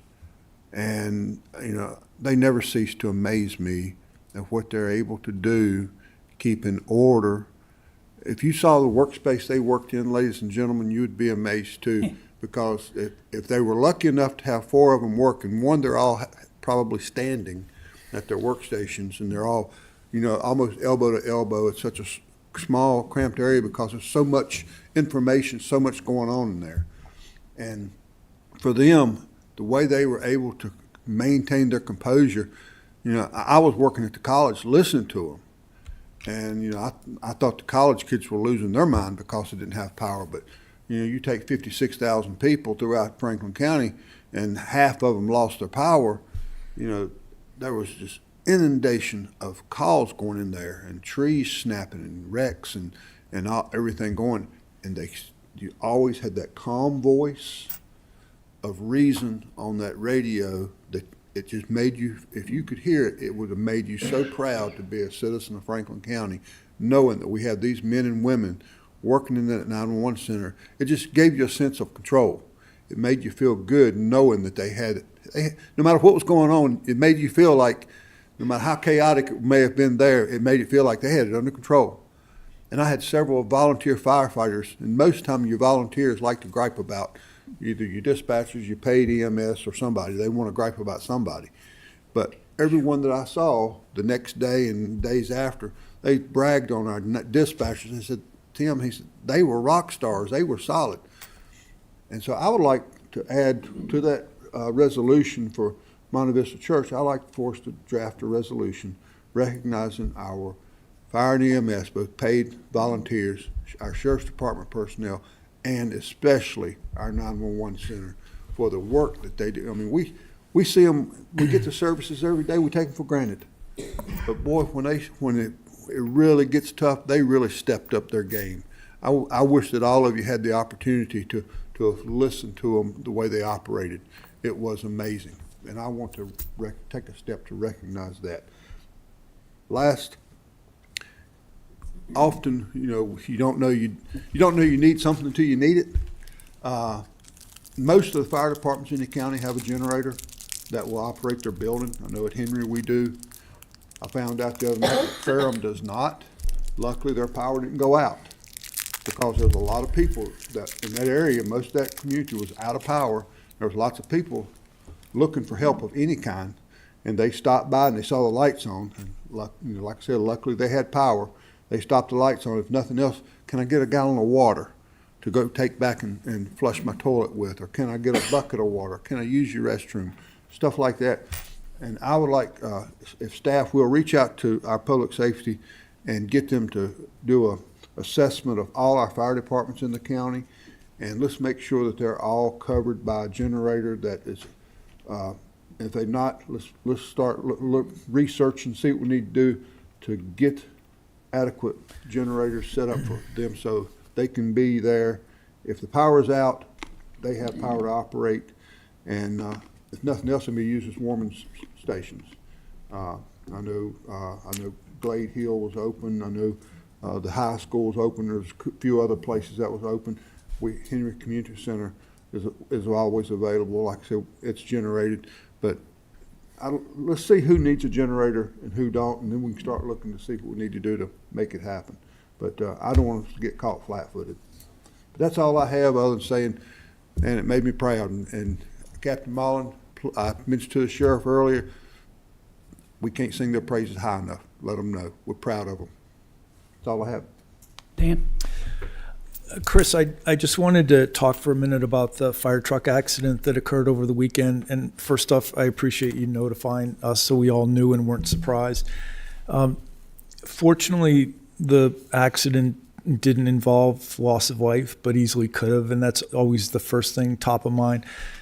However, it was a significant loss. It was a major accident for the county at a time when we're trying to approve millions of dollars for things like this, and we lose a truck, right? And it's not just the money, it's the lead time that goes into these. And just by way of background, so I managed a large trucking operations, 24/7 operations, including major accidents like a gasoline truck rollover. And so I understand the rigor with which you would investigate an accident like this. And I'm just wondering, has Chief Fowler been charged with investigating this accident and reporting on the accident and making recommendations to us or to you about the accident?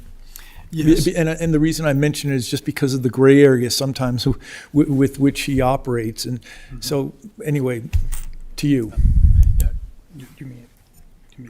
It has been investigated, and it is still being investigated. That was at Boone's Mill, and the Virginia State Police are involved. And so will Chief Fowler come back with recommendations to the staff and to the board? The truck has been totaled. It's the one that's was up to be replaced to begin with. And so, it's taken out of service because it was totaled. The whole side of it was tore up. The only thing that's salvageable is the radios and some of the equipment that was on it. Mm-hmm. And the county will be dealing, Brian will be doing that with the insurance company to get the settlement on that. And then it's the same truck that we've been talking about replacing, the tanker, that deal. So I hope that answers your question. I was going to talk about that. Yeah. Mr. Chairman, also, since it was a state of emergency, we may qualify for some federal funds to help replace it because it was a loss due to the storm. Good point. Because they were responding to storm-related. Right, Yeah. so we may. You might want to check into that. Mm-hmm. Yeah. So as part of that, do you look at the personnel and the operating practices that were going on at the time of the accident and make recommendations around the personnel? We do, Mr. Quinn. It's part of one, part of the risk management insurance from the fire programs. We have two sets of insurances for the county. One's through VACOR for a lot of our county equipment. The other is through public safety and fire programs. And so as part of that protocol, a clear investigation and a report, and once that's finalized, we expect the recommendations, if there are any, from the accident and so forth, as part of protocol. We do understand, and thankfully no one was seriously injured from that accident Saturday evening. All firemen had their seatbelts secure, et cetera. But, we, as part of the active investigation and as far as the part of the follow-up report and the insurance filing, all of that comes back and we'll be following up, Mr. Quinn. It was 2 injuries. Minor. One, Right. and one went to the hospital. But they didn't keep you. That's all. Thank you. Thank you for bringing that up, Dan, because I was going to mention that because it comes from Boone's Mill. It was the truck that was being talked about replaced. And like I said, it's been totaled. There were 2 injuries. One went to the hospital and was released. The other one didn't go. We're thankful for that. It was on Bethlehem Road. Fire truck and a APCO truck collided. And it went down off, the fire truck went down off the right-hand side of the road. He got over to the right, and because of all the rain and the ice and snow, the shoulder just gave out. It just went down over and hit 3 trees. I talked to Chief Peters on Monday night, and that's what happened. It was a truck wreck, accident, or whatever what you want to call it. It wasn't done on purpose, that's for sure. And that's what happened. And I was just thinking earlier today when I read the thing there about appreciation to all the departments, and then most all the other supervisors have mentioned that. I think it probably was going to talking about it Thursday when we were dealing with the emergencies, but maybe we can go ahead and do that tonight. I think it wouldn't hurt if we got out a resolution to each one of the fire departments, and mention in that volunteers and paid staff, and that would be, and we could send one out to the office out there, and also get one out to the sheriff's department as well as dispatch. Now, all of y'all know that I'm retired from the sheriff's office, and I got injured one time in a boat thing down on the lake. Had the end of my finger cut off, and they stuck me in dispatch, and I stayed in there 2 days and told them they was going to have to take me out of there or I was going to lose my mind. That dispatch center drove me nuts, and I don't see how them people just do that. Now, that's a call. I'd rather go in on a fight or go in on a gunfight any day than work at dispatch. I'm here to tell you the truth. I would any day other than that dispatch. That dispatch center to me was horrible. That was horrible. And you're right, Tim.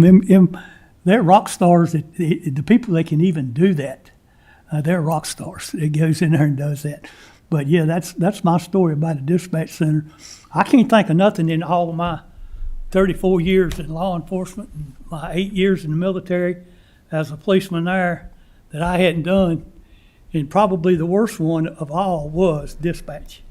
I did that, and I was ready to retire, quit early if I'd had to stay in dispatch. But anyway, well, with all that being said, I think we're about done with that. Okay, we've reached the time set aside in our meeting for public comment. Public comment gives citizens an opportunity to address the board in person or in writing on matters appropriate to the responsibilities of the board. Each speaker will be limited to 3 minutes for their comments. Speakers must direct all comments to the board as a whole and not to any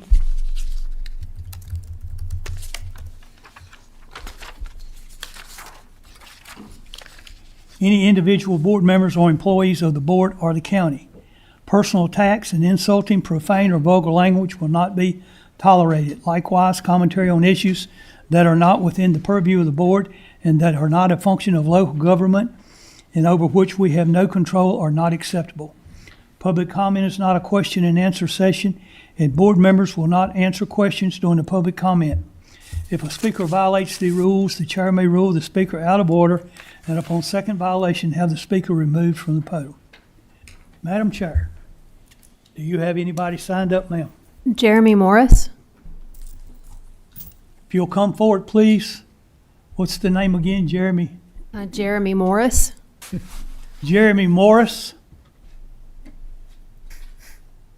Can you call the next one? Who's next?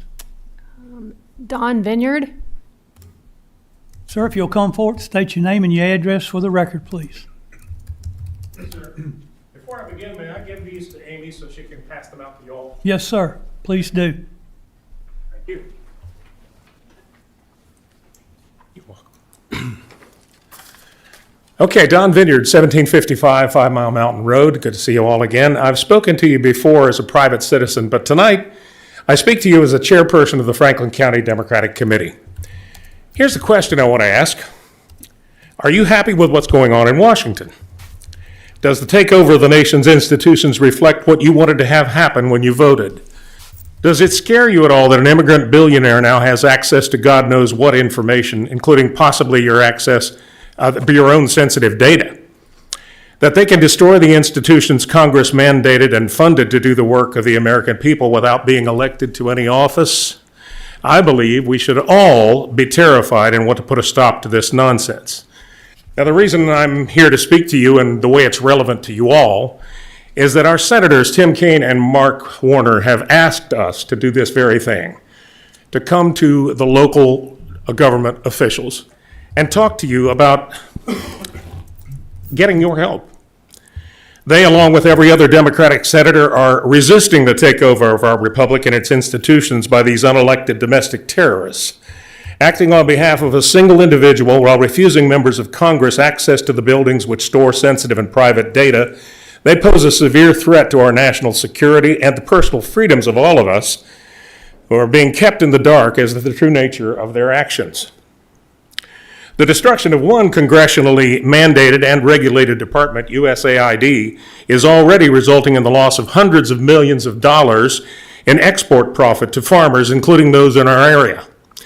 They tell us they're next taking aim at the center which manages Medicare, Medicaid, and SNAP programs, and that will obviously affect lots of us here, including many, if not all, of the people in this room. Now, as Democrats, we believe the democratic process is where the will of the people is preserved and respected. Only 31.7% of the voting public elected the current president, and many more of those who voted did not vote for him.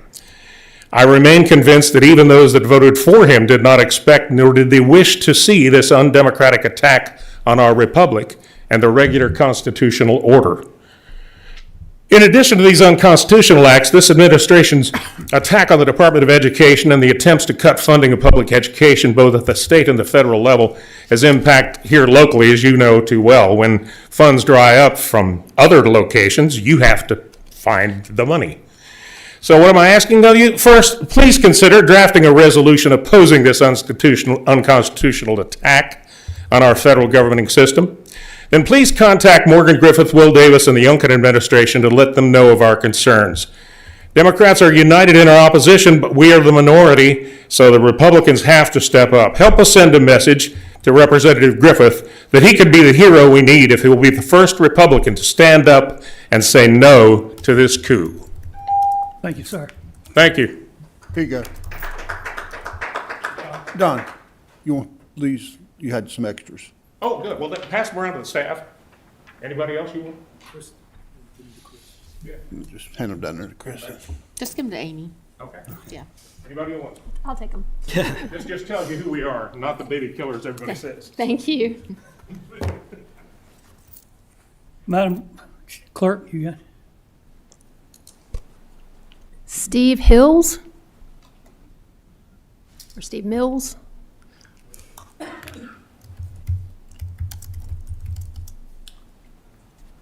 Good evening. My name is Steve Mills, 180 Little Mountain Circle, Rocky Mount.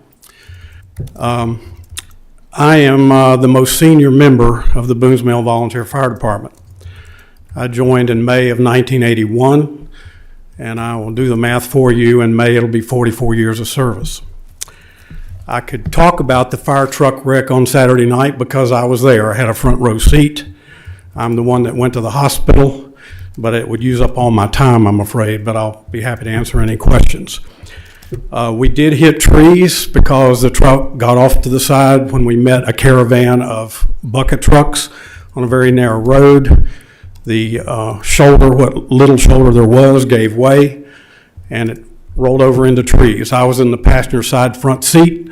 I got a lot of glass in my face. The panel overhead fell down and hit me in the head. They thought I had a concussion, but the hospital said I didn't, so that's fine. What concerns me is this truck was a custom truck. It is the tanker that was scheduled to be retired anyway.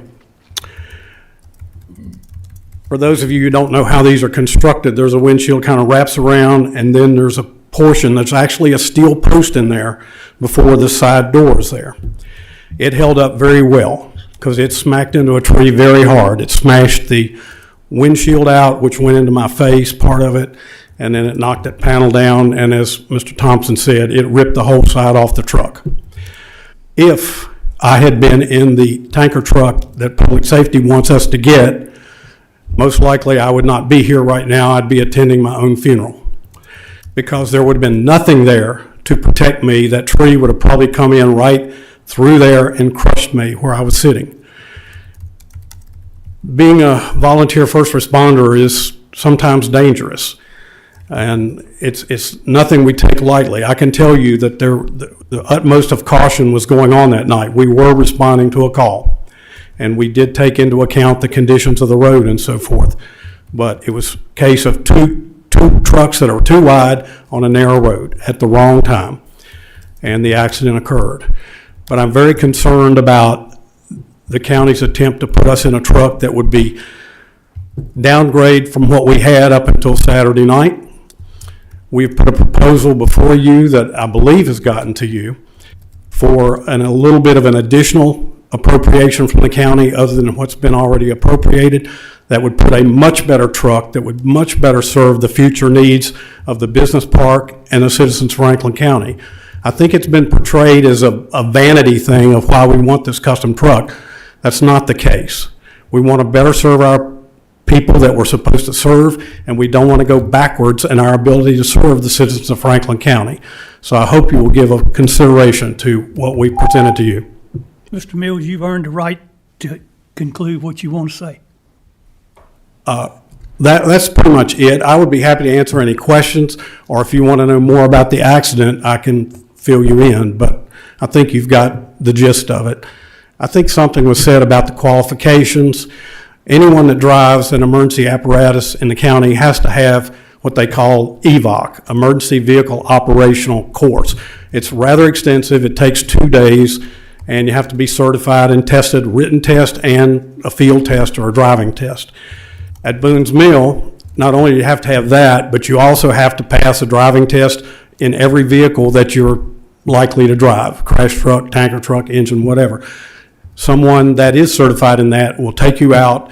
You'll spend 3 or 4 hours driving that truck to the satisfaction that you're able to handle it. So that's the way it works. And I imagine it's about the same for most of the fire departments, although I don't know, I just know ours for certain. But I'll be happy to answer any questions if you have them. Mills, we want to thank you, personally thank you for your years of service. That's Thank you. remarkable. It's been a pleasure. Thank you a whole lot, sir. Yes, sir. Thank you.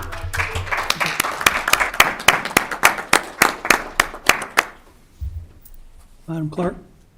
Tom Thorne.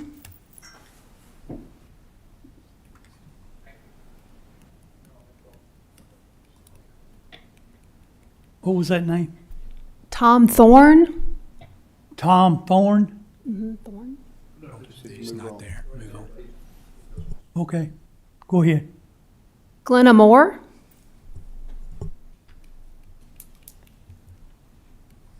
Good to see you guys. Good to see you, Miss Moore. It's been a while. I missed some and you missed some. Yes. Good to see you. Thank you. Good evening, Board. Glenna Hawkins Moore, Scenic River Drive, Snow Creek District. We're fortunate to live in a country that now acknowledges the important histories of our minority populations. So happy Black American History Month. Dr. Carter G. Woodson was often called the father of Black history.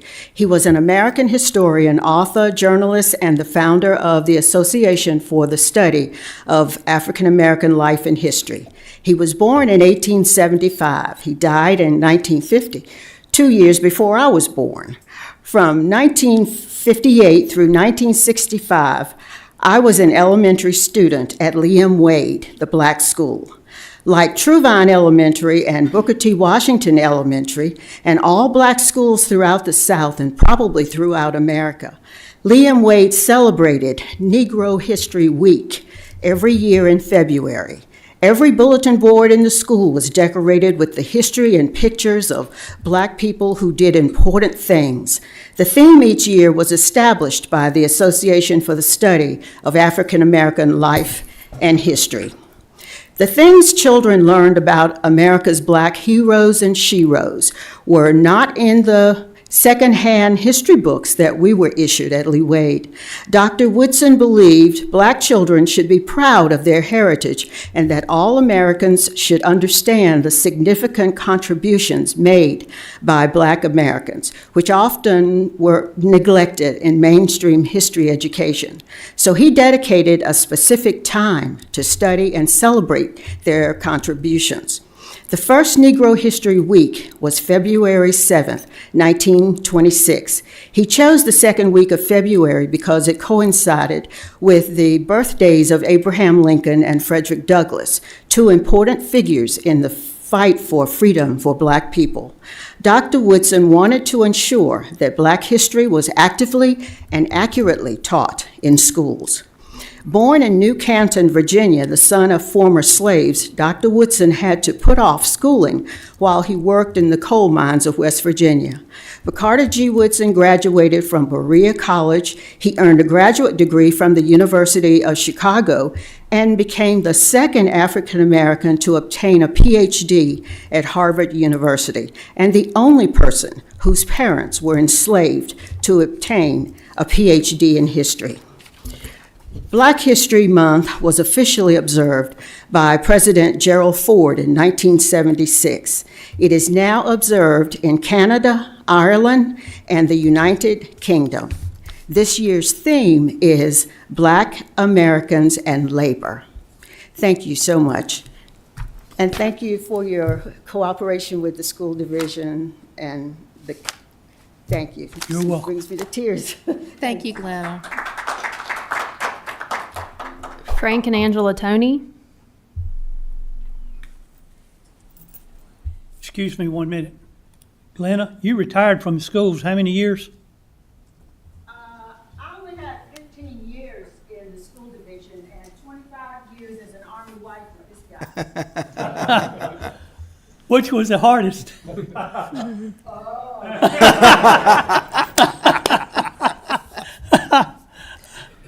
Thank you, ma'am. I'm sorry, sir.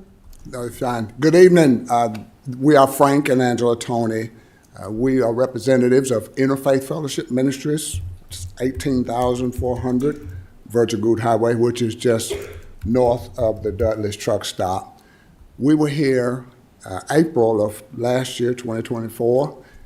I think some of you were surprised to hear that, you know, we've been sitting there for 20 years without any No internet service. Yes, sir. Well, we presented our case to you, and shortly after that, we received an email from Steve Sandy, and Steve got the ball rolling. Thank you, Steve. And we just come tonight to say thank you for getting us business-grade internet. Welcome. It's been We're a long glad it time. worked out for you. Yes, so are we, and things are going well. So you hear all the time people who are disgruntled, or people who are upset, don't get their way, and sometimes it's justified, by the way. But we want you to hear tonight that we are grateful for what you've done for us by helping us get our business-grade internet. That way we're able to share more with the community and just with the nation, because we need it. We need it. So just want to say thank you once again to all of you, and for what you do here for the county of Franklin, County, Virginia. Thank you. You're welcome, sir. Thank you. Welcome. Thank you. That's so refreshing. We get fussed at all the time. It's rare. It's rare for somebody to say thank you. That's just lovely. Thank you. Steve, you got to add a boy out of that too. I was expecting something else. I have no further speakers signed Ma'am? up. I have no further speakers signed up. Did anybody that didn't come up that were not in here a while ago, did they come back in? Is there anybody here that did not sign up, but you'd like to come and address the board? Please come forward at this time. Does anybody else here want to give us an attaboy? You can come forward too. Yeah. All right, well, we appreciate that. We've got to go back into closed session for a little bit and talk about a couple things. Ms. Smith, will you read? Yes, sir. I would move that the Franklin County Board of Supervisors enter into closed meeting in accordance with sections 2.2-3711A1, personnel discussion, and A8, consultation with legal counsel employed or retained by a public body regarding such specific legal matters requiring the provision of legal advice by such counsel. Second. Yes. All right, got a motion and a second. Madam Clerk, we do a roll call, please. Supervisor Mitchell? Yes. Supervisor Carter? Yes. Supervisor Smith? Yes. Supervisor Quinn? Yes. Supervisor Tatum? Yes. Supervisor Jamison? Yes. Chairman Thompson? Yes.